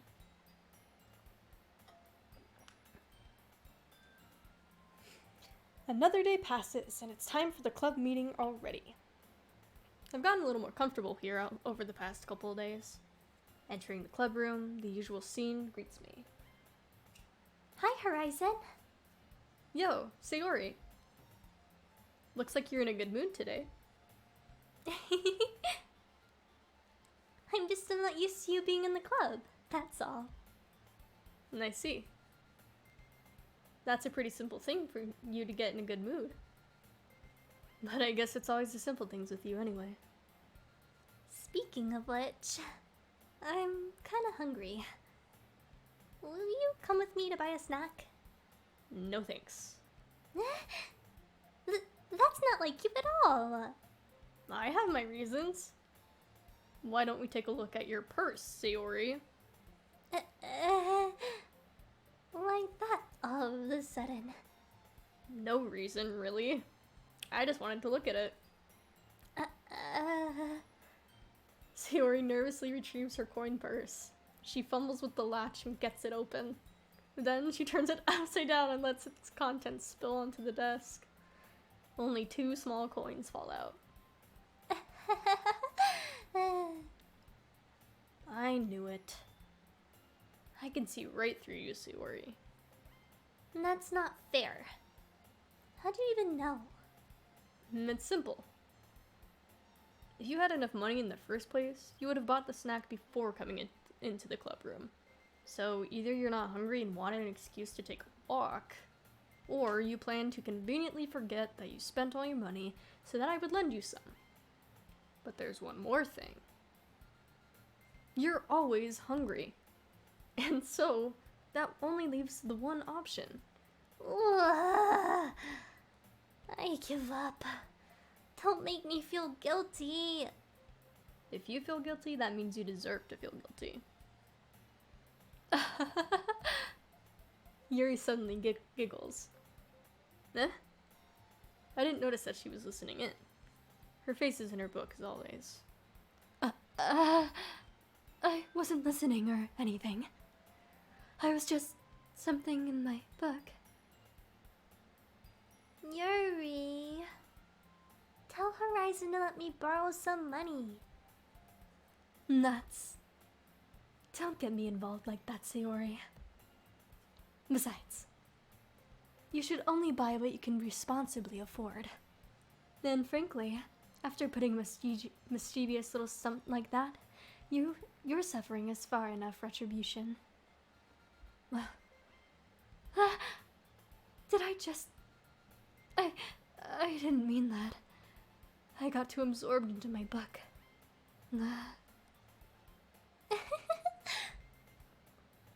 I really like when you speak your mind, Yuri. It doesn't happen much, but it's a fun side of you. Nuts. There's no way you could think that. You were right, though.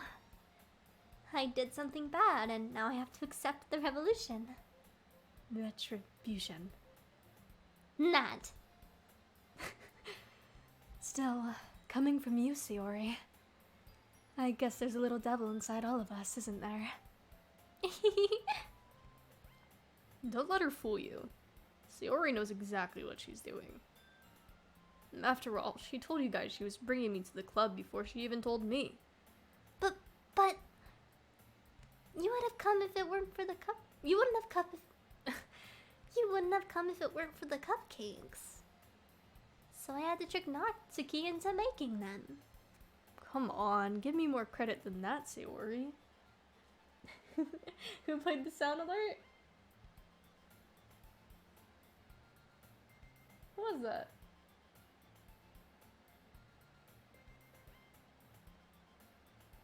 Did it not show up on stream? Oh yeah, it did.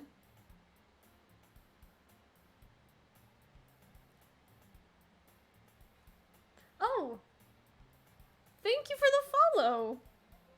Oh my gosh! Welcome to the stream!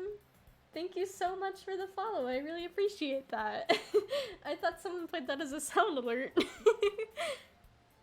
Welcome, welcome! Come on, give me more credit than that, Sayori. Plap! Out of nowhere, something smacks Sayori in the face and tumbles onto the desk. Ow! What was... a cookie! Sure enough, it's a giant cookie wrapped in plastic. Sayori glances around. Is this a miracle? It's because I paid my restitution! Retribution. Actually, that one almost worked. I was just gonna give it to you. But then I heard you blab about the cupcakes. It was totally worth seeing your reaction though. Natsuki, not so nice of you. I'm so happy. Sayori hugs the cookie. Jeez, just eat it. Sayori rapidly tears open the wrapper and takes a big bite. So good. Sayori suddenly clasps her hands over her mouth. I bit my tongue. You're going through a lot over just one cookie. Natsuki takes a bite of her own cookie. Yours looks really good too, Natsuki. Can I try it? Jeez. Beggars can't be choosers. But yours is chocolate. Yeah, why do you think I gave you that one? Fine. Still, I'm really happy that you shared this one with me. Sayori gets out of her seat and goes behind Natsuki, then wraps her arms around her. Ah, jeez. I get it. Cookie still in hand, Natsuki reaches up to nudge Sayori off of her. Sayori suddenly leans down, takes a bite out of Natsuki's cookie. Hey! Did you seriously just do that? Mouthful, Sayori trots away to safety. Yuri and I laugh as well. Jeez, you're such a kid sometimes. Monica, can you tell Sayori... Huh? Natsuki glances around. Monika's in the club room. Ugh. Where's Monica anyway? Good question. Have any of you heard anything about her being late today? Not me. Yeah, I haven't either. That's a bit unusual. I hope she's okay. Of course she's okay. She probably just had something to do today. She's pretty popular after all. You don't think she has a... I wouldn't be surprised. She's probably more desirable than all of us combined. That's true. Excuse me? Suddenly the door swings open. Sorry, I'm super sorry. Ah, there you are. I didn't mean to be late. I hope you guys weren't worried or anything. Huh? Monica chose the club over her boyfriend after all. You're so strong-willed. But, boyfriend? What on earth are you talking about? Monica quizzically glances at me. Never mind that. What held you up anyway? Well, my last period today was study hall. To be honest, I kind of just lost track of time. That makes no sense, though. You'd have heard the bell ring at least. I must have not have heard it, since I was practicing piano. Piano? I wasn't aware you played music as well, Monica.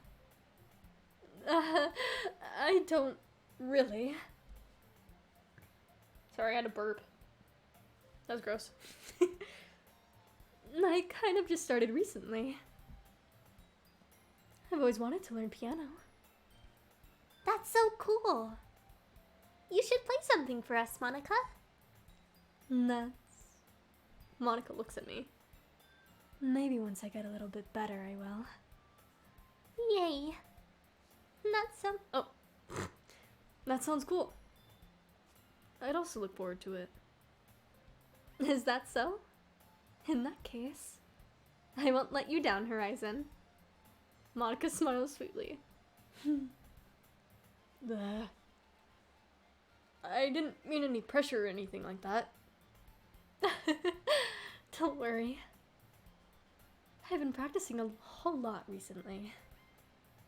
And I'd really love the chance to share once I'm ready. I see. In that case, best of luck. Thanks.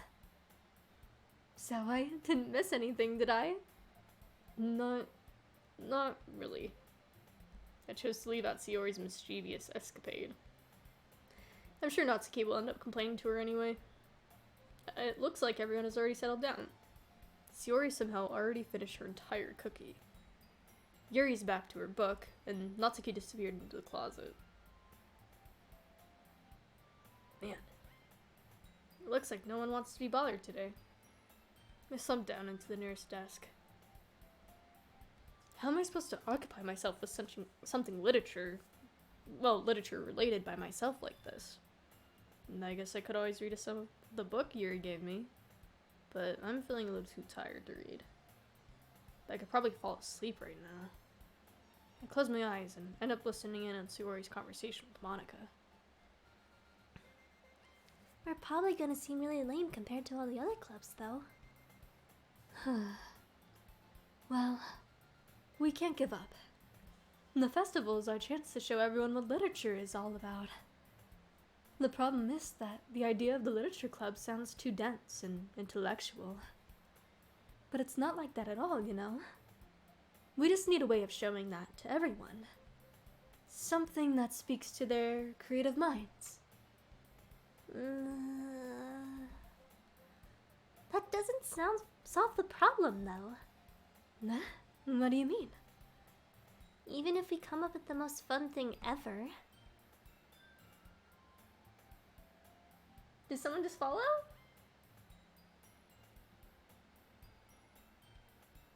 Sorry, my playback is really slow.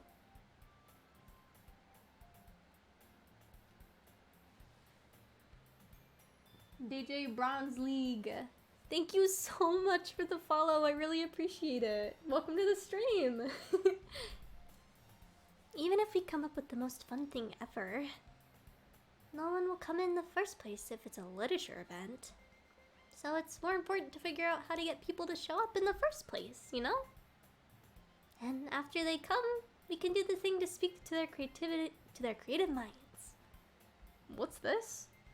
Sayori's taking this really seriously. It's rare to hear her deliberating like this. Huh, that's a good point. In that case, do you think food will do the trick? What kind? Well, I guess we could. Cupcakes! Good thinking. Natsuki would love to do that. Nah, you're right. Natsuki makes the best cupcakes. That works out perfectly. That wasn't why you suggested it? Cupcakes speak to my creative tummy. Cupcakes it is, then. I'm hungry. Anyway, we still need to work out the details of the event itself. I find myself smiling. In the end, Sayori is still her usual self. But therein lies the unexpected reason I admire her. Unlike me, who has trouble finding any motivation at all, Sayori can put her mind to things and make them come to life. I suppose that's why I end up letting her get on my case about things. I can't help but wonder what it would be like to see the world through her eyes. I open my eyes to find Sayori's face filling my vision. I nearly fall out of my chair. Sorry. Wait. Actually, I'm not sorry at all. It's your fault for sleeping like that. This isn't the napping club.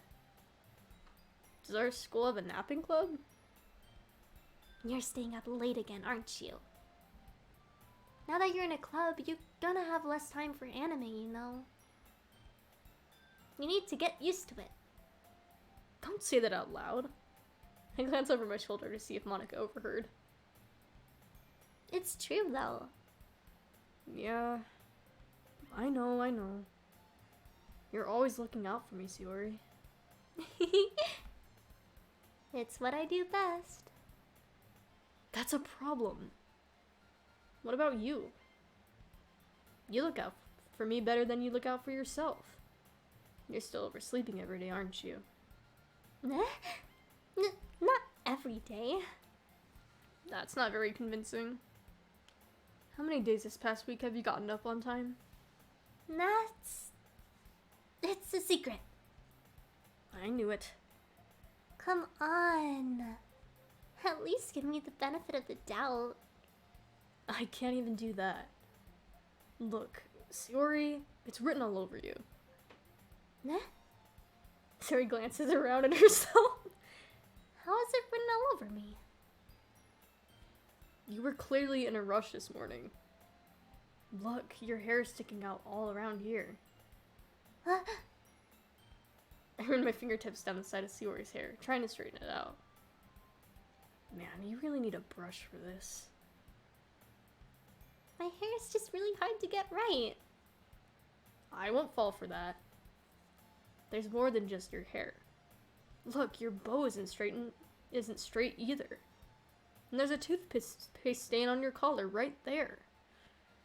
I try to wipe off the stain with my finger. But nobody would ever notice that. Of course they would. Nobody's gonna tell you about it because they don't want to embarrass you. Fortunately, I really don't care about that. Hey, you meanie. And you don't even keep your blazer buttoned up. Seriously, Sayori. Why do you think you don't have a boyfriend yet? That's super mean. Sorry, but you'll thank me later. I start to button her blazer from the bottom. Once you see how much better it looks, you'll change your mind.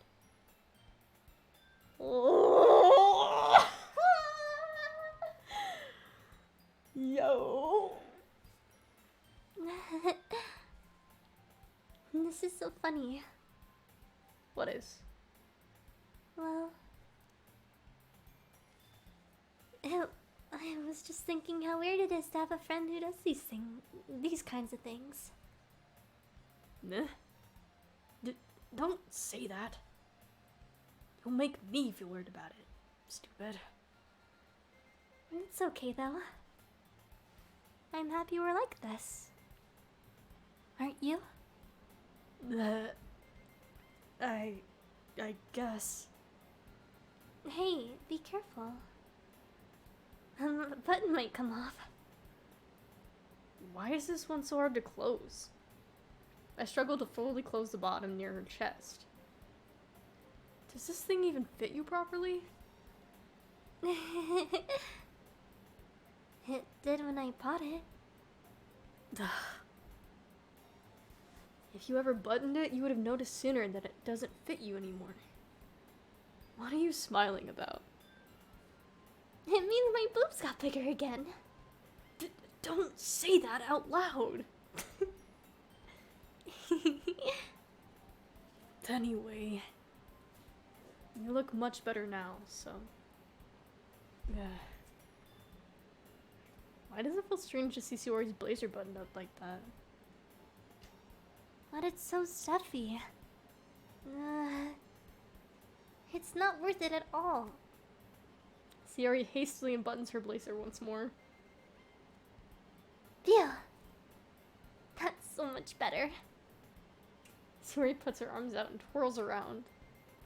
So if I keep it unbuttoned, then I won't get a boyfriend, right? What kind of logic is that? And why are you saying that like it's a good thing? Because if I had a boyfriend, then he wouldn't even let you do things like this. And you take care of me better than anyone else would, anyway. So that's why I'm keeping it unbuttoned. Stop saying all these embarrassing things! I didn't say anything embarrassing. Jeez. Well, anyway, just focus on trying to wake up a little earlier. Only if you focus on getting to bed earlier. Fine, fine. It's a deal. I guess we really are better at taking care of each other than we are at taking care of ourselves. Yeah, I guess so. So maybe you should come wake me up in the morning. You're doing it again, Sayori. Aw, but I was joking that time. Man, it's impossible to tell with you sometimes. Okay, everyone. God damn it, Monica. Eh? Monica suddenly calls out. Why don't we share the poems we wrote now? Yay! Horizon, I can't wait to read yours. Yeah, same. I fail to sound enthusiastic, but Sayori still trots away to retrieve her poem. Sayori! Oh my goodness. This is so good, Horizon. Huh? I love it. Especially after yesterday's poem. Ugh. You're too honest sometimes, Sayori. No, but really. I want to put this on my wall. Can I? Sayori. You must be seriously overreacting. I'm not a good writer at all. I honestly have no idea what I'm doing. Well, maybe that's why. Because I have no idea what I like either. Jeez. I'm sure Yuri's opinion has to be a little more constructive than this. Maybe even Natsuki's. Are you sure you don't like it just because I wrote it? Huh? Well, I'm sure that's part of it. I think I understand you better than a lot of other people, you know? So when I read your poem, it's not just a poem. It's a Horizon poem. And that makes it feel extra special.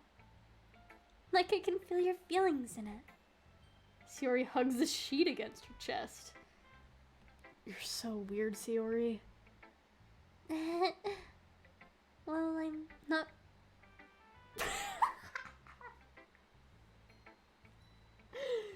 Really? You hit me with the ooh woo? How dare you?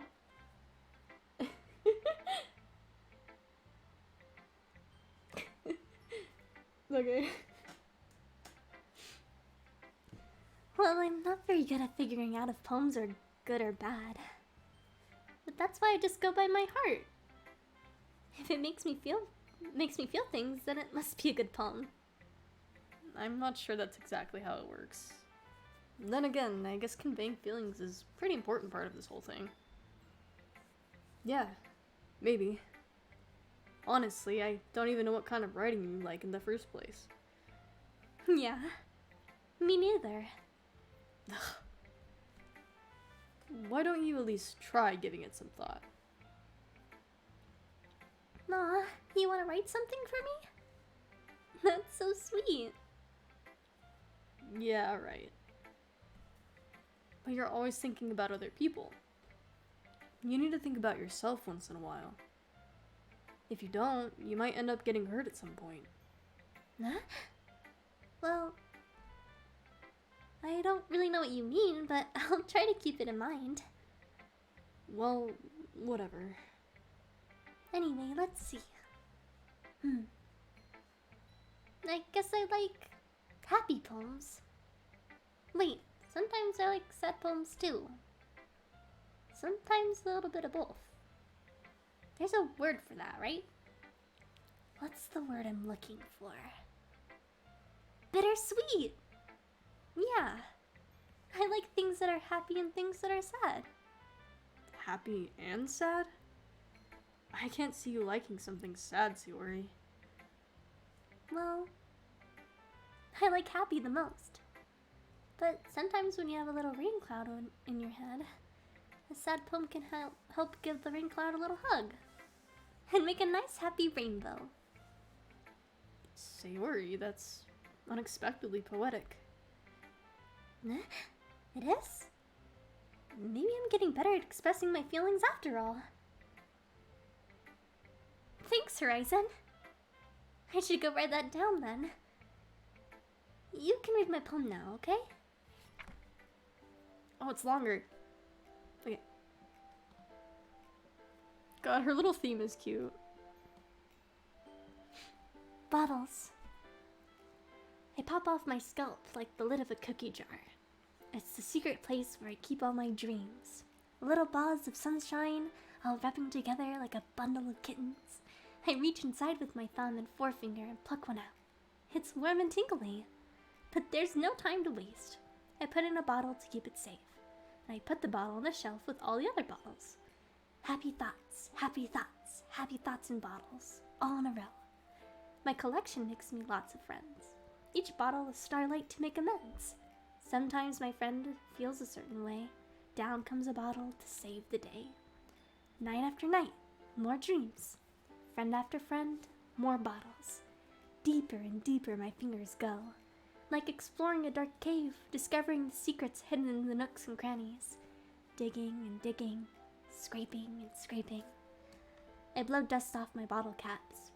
It doesn't feel like time elapsed. My empty shelf could use some more. My friends look through my locked front door. Finally, all done. I open up, and in comes my friends. In they come in such a hurry. Do they want my bottles that much? I frantically pull them from the shelf, one after the other, holding them out to each and every friend, each and every bottle. But every time I let one go, it shatters against the title between my feet. Happy thoughts, happy thoughts, happy thoughts in shards all over the floor. They were supposed to be for my friends who aren't smiling. They're all shouting, pleading, something. But all I hear is echo, echo, echo, echo, echo, inside my head. Interesting. Holy crap. Siori, did you really write this? Of course I did. Didn't I tell you yesterday I was gonna write the best poem ever? Okay, good night, Jade. Thank you so much for stopping by. It was really good having you.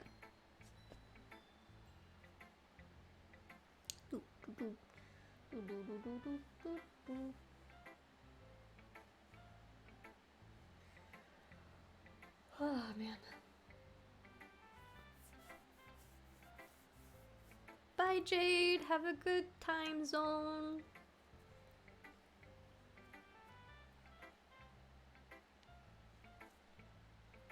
Okay. Yeah, but I mean, I didn't expect something like this coming from you. Monica taught me a whole lot. And I've been really in touch with my feelings recently. I see that. It's almost kind of creepy. Creepy? Well, not exactly. Maybe because I'm so used to you being cheerful? Well, never mind. I'm thinking too hard about it. The point is, it came out good, so you should be proud of it. No, thanks. I feel like I was meant to express myself this way. It even helps me understand my own feelings a little bit better. Writing is like magic. You've gotten pretty passionate about this, huh? I hope you keep it up. Yeah, writing's the best. I'm gonna keep writing until I die. Don't get ahead of yourself. Sayori's always had a habit of getting obsessed with something before dropping it no more than a week later. Yo, just like me! I wonder if this is one of those times. But seeing the passion in her eyes makes it hard for me to be pessimistic. Natsuki's turn. Well, it's not terrible.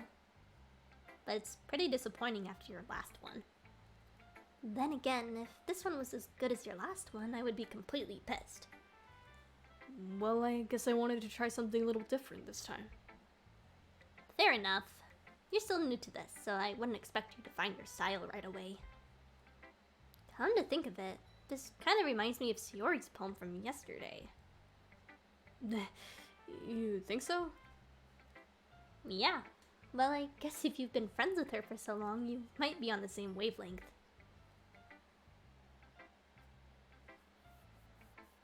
Sorry, I had to look out my window for a minute. It's so pretty right now. Anyway. But you never really struck me as her type. Sayuri as a type all of a sudden? Well, I don't know, but honestly, how can someone so fluffy spend so much time with someone like you?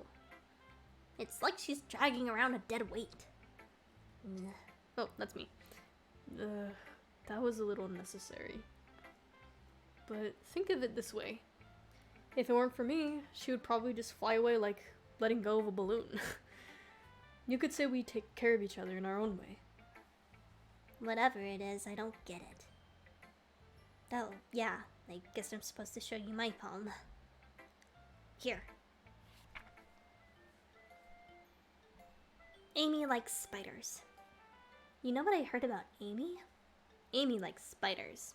Icky, wiggly, hairy, ugly spiders. That's why I'm not friends with her. Amy has a cute singing voice. I hear her singing my favorite love song. Every time she sang the chorus, my heart would pound to the rhythm of the words. But she likes spiders. That's why I'm not friends with her. One time, I hurt my leg really bad. Amy helped me up and took me to the nurse. I tried not to let her touch me. She likes spiders, so her hands are probably gross. That's why I'm not friends with her. Amy has a lot of friends. I always see her talking to people. She probably talks about spiders. What if her friends start to like spiders too? That's why I'm not friends with her. It doesn't matter if she has other hobbies. It doesn't matter if she keeps it private. It doesn't matter if it doesn't hurt anyone. It's gross. She's gross. The world is better off without spider lovers. And I'm gonna tell everyone. Not bad, right? It's quite a bit longer than yesterday's. Yesterday's was way too short. I was just warming up. I hope you didn't think that was the best I could do. No, of course not. Anyway, the message is pretty straightforward in this poem. I doubt I have to explain it. Sometimes you can explain complicated issues with much simpler analogies. And it helps people realize how stupid they're being. Like, anyone would agree that the subject of this poem is an ignorant jerk. Do you know people like that? Of course. It's about how everyone thinks of my... That doesn't matter. It can be about anything. I wrote it to be easy to relate to. Everyone has some kind of weird hobby or a guilty pleasure. Something that you're afraid if people find out, they'd make fun of you or think less of you. But that just makes people stupid. Who cares what someone likes, as long as they're not hurting anyone and it makes them happy? I think people really need to learn to respect others for liking weird things. Well, you're definitely right. At least, I can relate to that. And I'm sure a lot of other people can too. It's what I do best, after all. I don't like writing unless there's a good message to take away from it. Like, conveying emotions is important. But I want to make people think, not just feel. Remember that. I'm gonna write a good one for tomorrow, too, so look forward to it. Let's go, Yuri.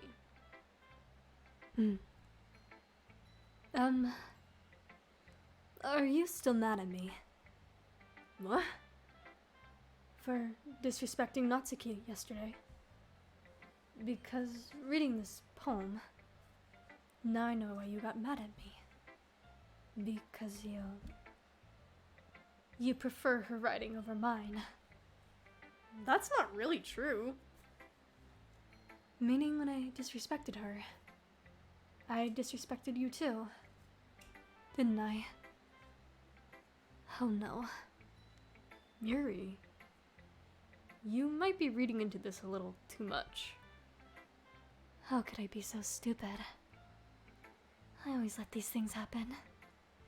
Whenever I think before I speak, I just come off as awkward and unlikable. But if I speak without thinking, the things I want to keep inside come out and make people hate me. So, please don't force yourself to be around me. I know that this is what Monica wants, but it's just not fair to you when you come be enjoying your time with Natsuki and Shiori. Yuri. Please. It makes it easier for me if you don't express any concern. Besides, I have my books with me. And that's all I need. Ugh. Yuri smiles sadly and puts her head down on her desk. I'm frustrated. I don't hate her, but it's as if she's not capable of listening to me over her own thoughts. I sigh to myself. All I can do is accept that that's how she is. If she wants to be left alone, then I have no choice but to abide that request.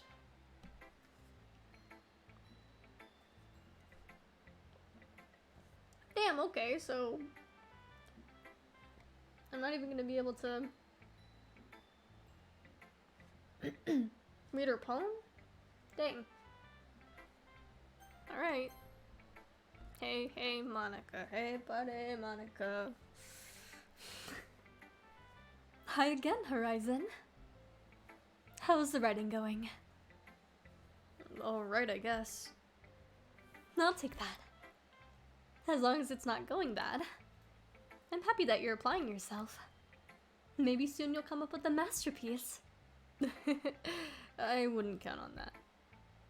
You never know. Want to share what you wrote for today? Sure. Here you go. I give my poem to Monica.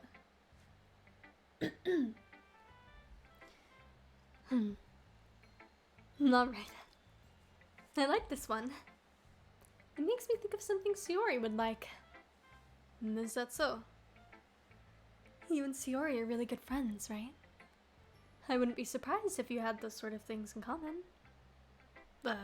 Well, we may be good friends, but Shiori and I are actually really different. Well, that may be the case. But maybe there are also some similarities that you wouldn't expect. The way she talks about you. It sounds like the two of you really care about each other's well-being. Even if you show it in different ways, it ends up being more similar than you'd think. So I think that's the kind of vibe I get when reading your poem. You sure you're not reading into it too much? I could be. Oh gosh, I sound like Yuri. But in any case, Shiori's writing has kind of a gentle feel to it. I can tell that she likes exploring with emotions like happiness and sadness. Who knew that someone so happy would enjoy sad things too? Yeah, that's totally unexpected. Well, to each their own. And you shouldn't be afraid to experiment a little bit either.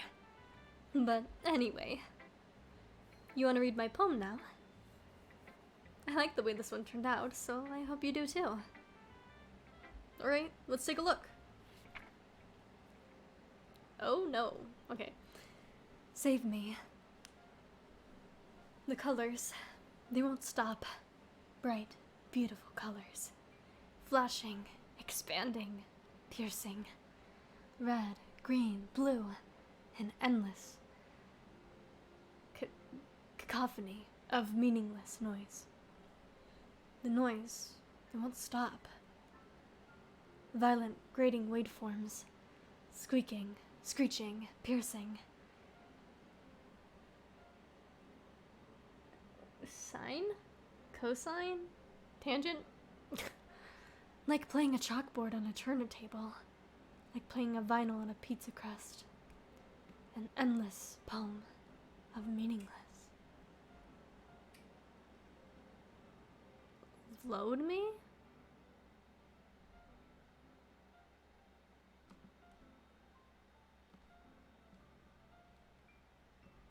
Load me?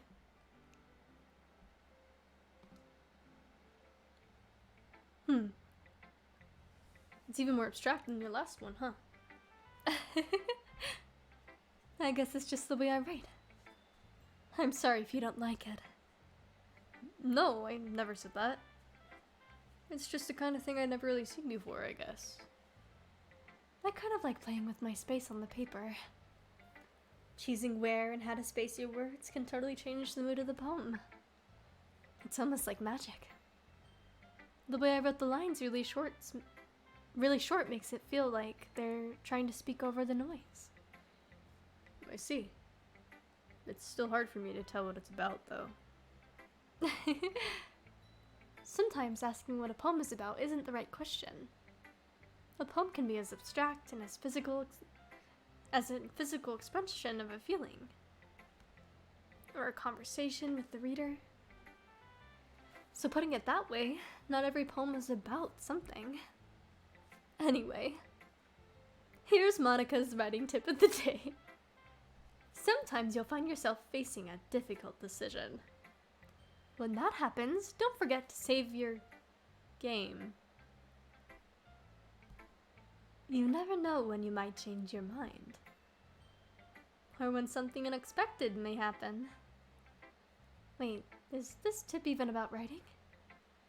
What am I even talking about? That's my advice for today. Thanks for listening. What the hell?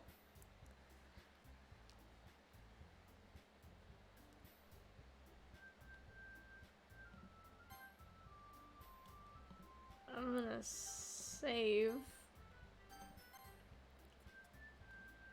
That gave me weird vibes. Hold on. Okay, everyone. We're all done reading each other's poems, right? I have something extra planned today, so if everyone could come sit at the front of the room. Is this about the festival? Well, sort of.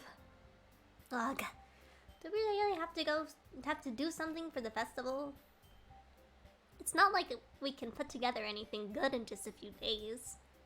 We'll just end up embarrassing ourselves instead of getting any new members. And that's a concern of mine as well.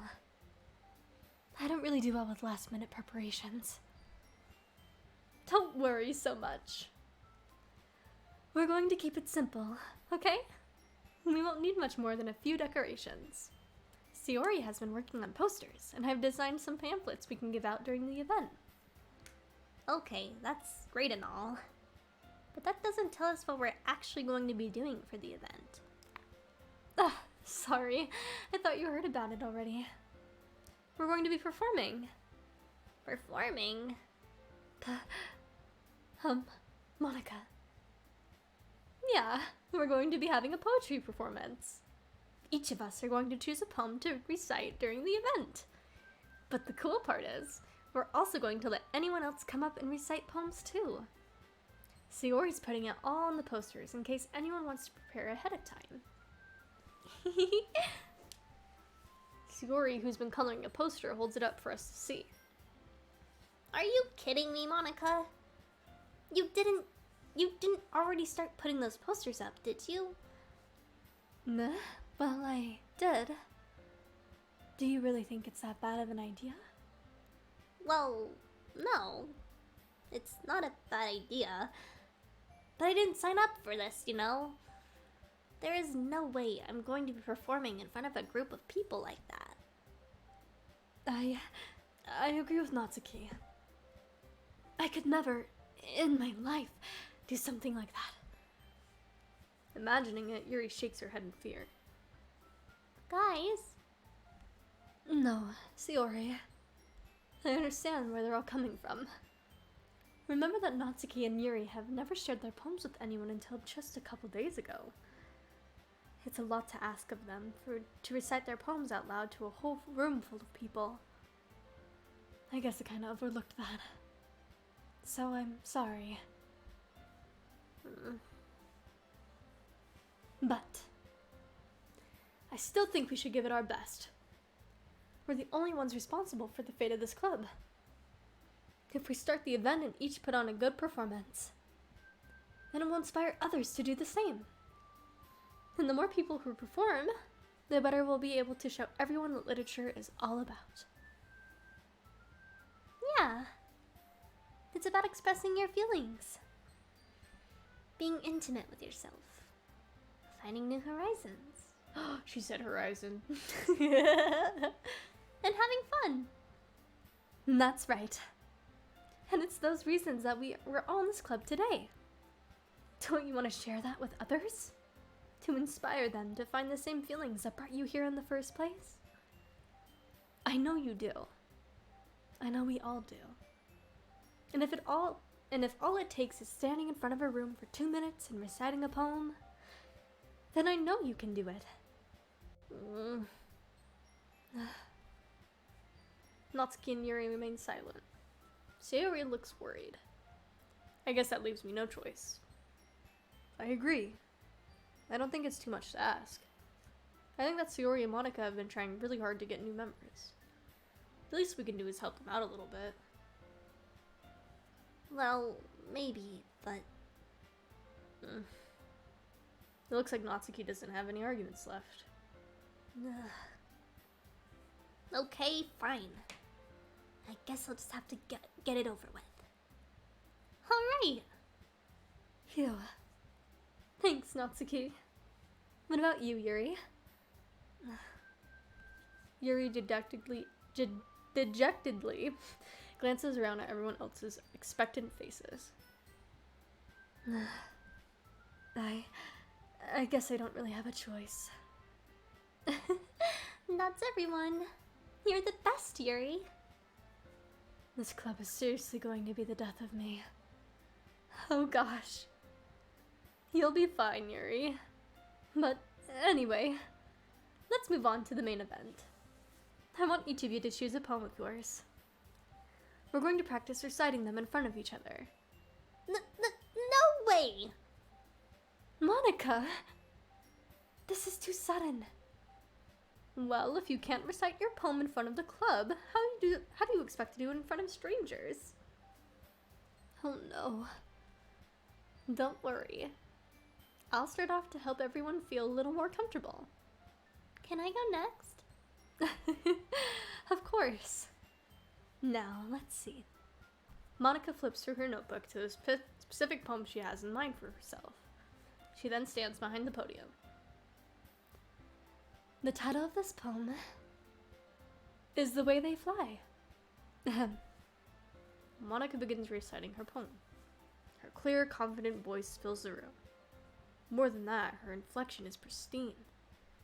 She knows exactly how to apply emotion behind each line she recites, bringing the words to life. Is this something she's done before, or is she simply natural? I glance around me. Everyone has their eyes on Monica.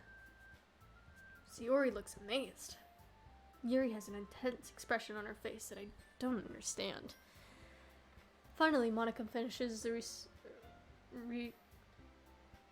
recitation?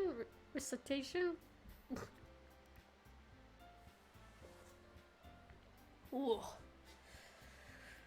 Doing all these voices is making me lightheaded. Whew.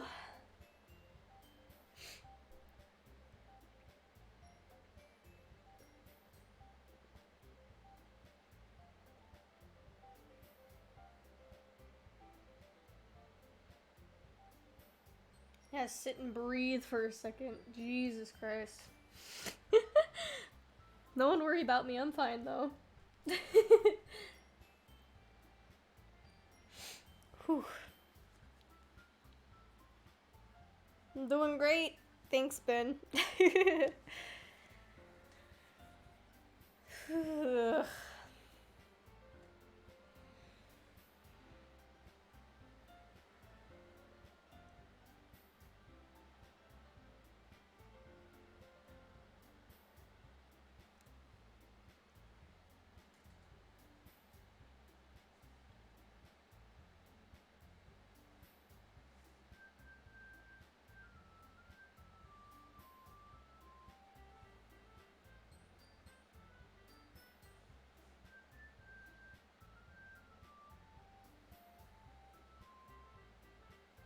Oof. Whew, I'm trying to breathe. Holy shit. We just hit 3 hours.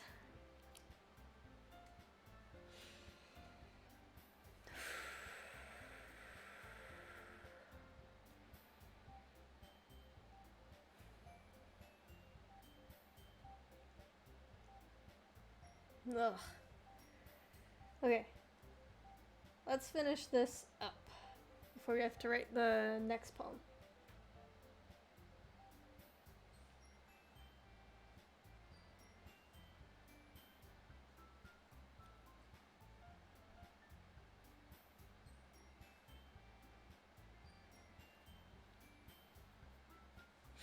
Okay. The four of us applaud. Monica takes a breath and smiles. That was so good, Monica. Thank you very much. I was just hoping to set a good example. Are you ready to go next, Siori? I will go next. What? You're inspired up all of a sudden. Yuri clenches a sheet of paper between her hands and stands up. Keeping her head down, she walks quickly over to the podium. This poem is called... Yuri anxiously glances at each of us. You can do it, Yuri. It's called... After Image of a Crimson Eye. Yuri's voice shakes as she starts reading the poem. Just a moment ago, she practically refused to do this. Why is she suddenly putting in so much effort? As Yuri gets past the first couple of lines, her voice changes. It's almost like what happens when Yuri gets absorbed into her books. Her quivering words transform into sharp syllables of a fierce and confident woman. The poem is full of twists and turns in its structure that she insinuates with perfect timing. This must be a rare glimpse into the whirling fire Yuri keeps concealed inside her head. Suddenly, she finished. Everyone is stunned. Yuri snaps back into reality and glances around her as if she's bewildered even herself. It's up to me to save the situation. I'm the first to start applauding. Everyone joins me afterward, and we give Yuri the recognition she deserves. It's not that we didn't want to applaud for her, but we were caught so off guard that we must have forgotten. As we applaud, Yuri holds the poem to her chest and rushes back into her seat. Yuri, that was really good. Thank you for sharing. Looks like Yuri's down for the count. Okay. I guess I'm next then. Sori hops out of her chair and cheerfully walks to the podium. This one's called My Menno. Nah. Sorry, I giggled. Sayori. It's a lot harder than I thought. How did you guys do it so easily? Try not to think of it like you're reciting to other people. Imagine you're reciting it to yourself, like in front of a mirror or in your own head. It's your poem, so it'll come out the best that way. I see. Okay then. Sayori begins her poem.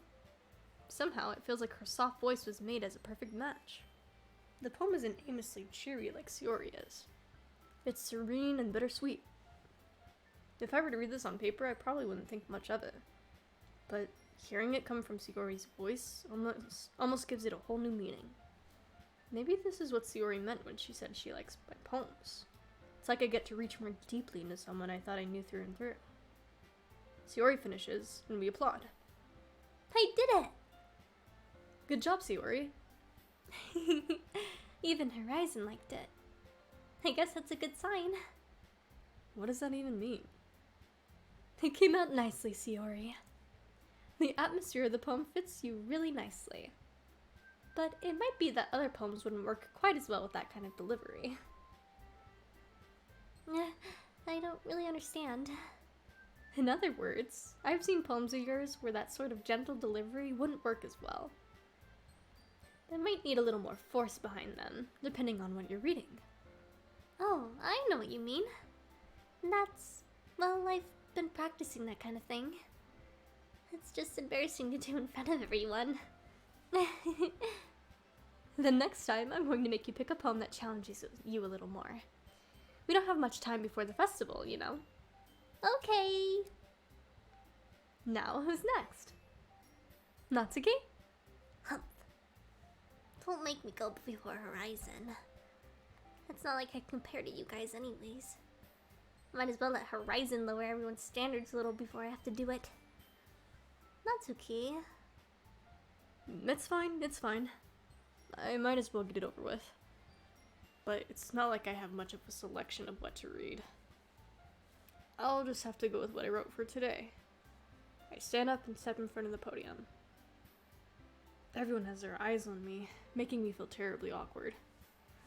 I recite my poem.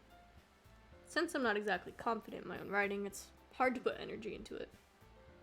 Despite that, once I finish, I receive applause anyway.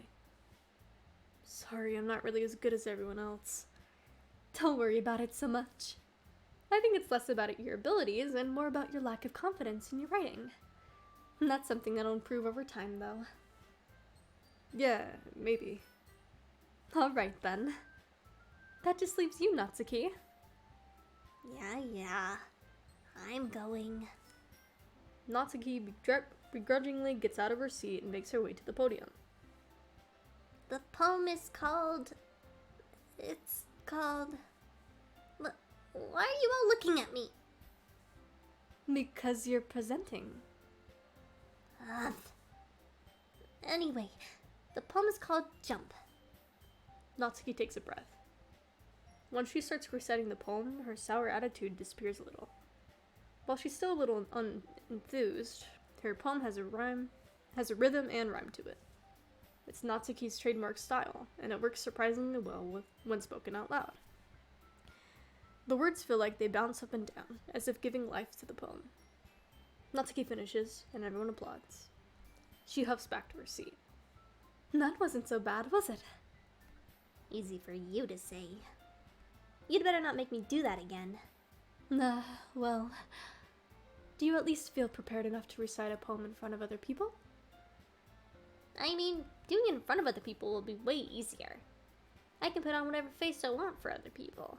But when it's just my friends, it's just embarrassing. That's a surprise, Natsuki. I think it would be the other way around for me. Well, that's just how it is, so... Well, I guess in that case, you won't have much to worry about for the festival. That said, I want to thank everyone for coming through. It might be hard, but I hope that you all have an idea of what it's like now. Make sure you pick a poem and get enough practice before the festival, okay? I'll be making pamphlets, so let me know ahead of time what you'll be reciting. Jeez. I should probably find some other poem to recite instead. And that's fine too. It doesn't have to be your own. I'm already pleasantly surprised that you're putting in all this effort for the club. It makes me really happy. Yeah, no problem. Okay, everyone. I think that's about it for today. I know the festival's coming up, but let's try to write poems for tomorrow as well. It's been working out really nicely so far, so I'd like to continue that. As for the festival, we'll finish planning tomorrow, and then we'll have the weekend to prepare. Monday's the big day. I can't wait. I can do this. I can do this. Alright. I stand up. There's no way I'll be able to find the same enthusiasm in Sayori and Monica, but I'll do my best to get through it. If it's for the sake of the club. And impressing Monica. Then I'll have to do my best. Ready to go, Sayori? Oh. Ready to go, Sayori? Yep. Look at you two always going home together like that. It's kind of adorable, isn't it? Jeez, guys. Don't make such a big deal out of it. It must be a little nice, though. Well, how am I supposed to respond to that? It's okay, Horizon. You don't have to say it. Whatever.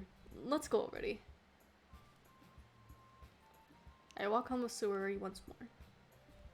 Even though it's only been a few days, a lot of things have already changed.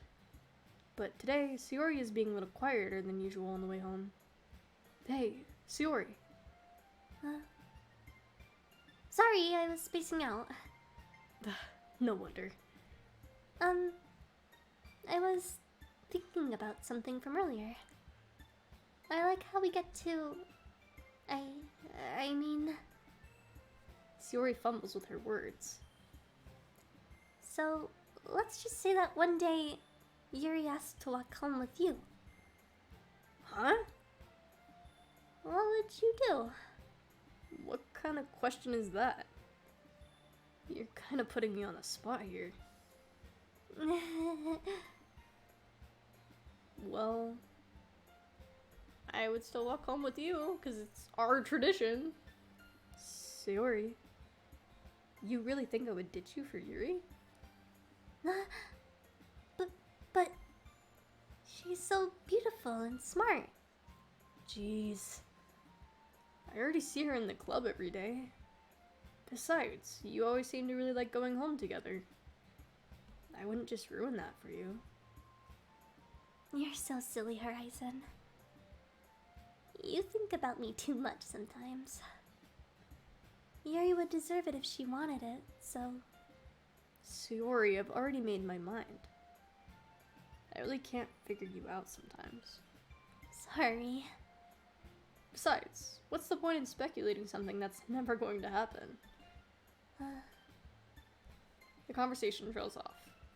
It's kind of a weird thing for Sayori to care about so much.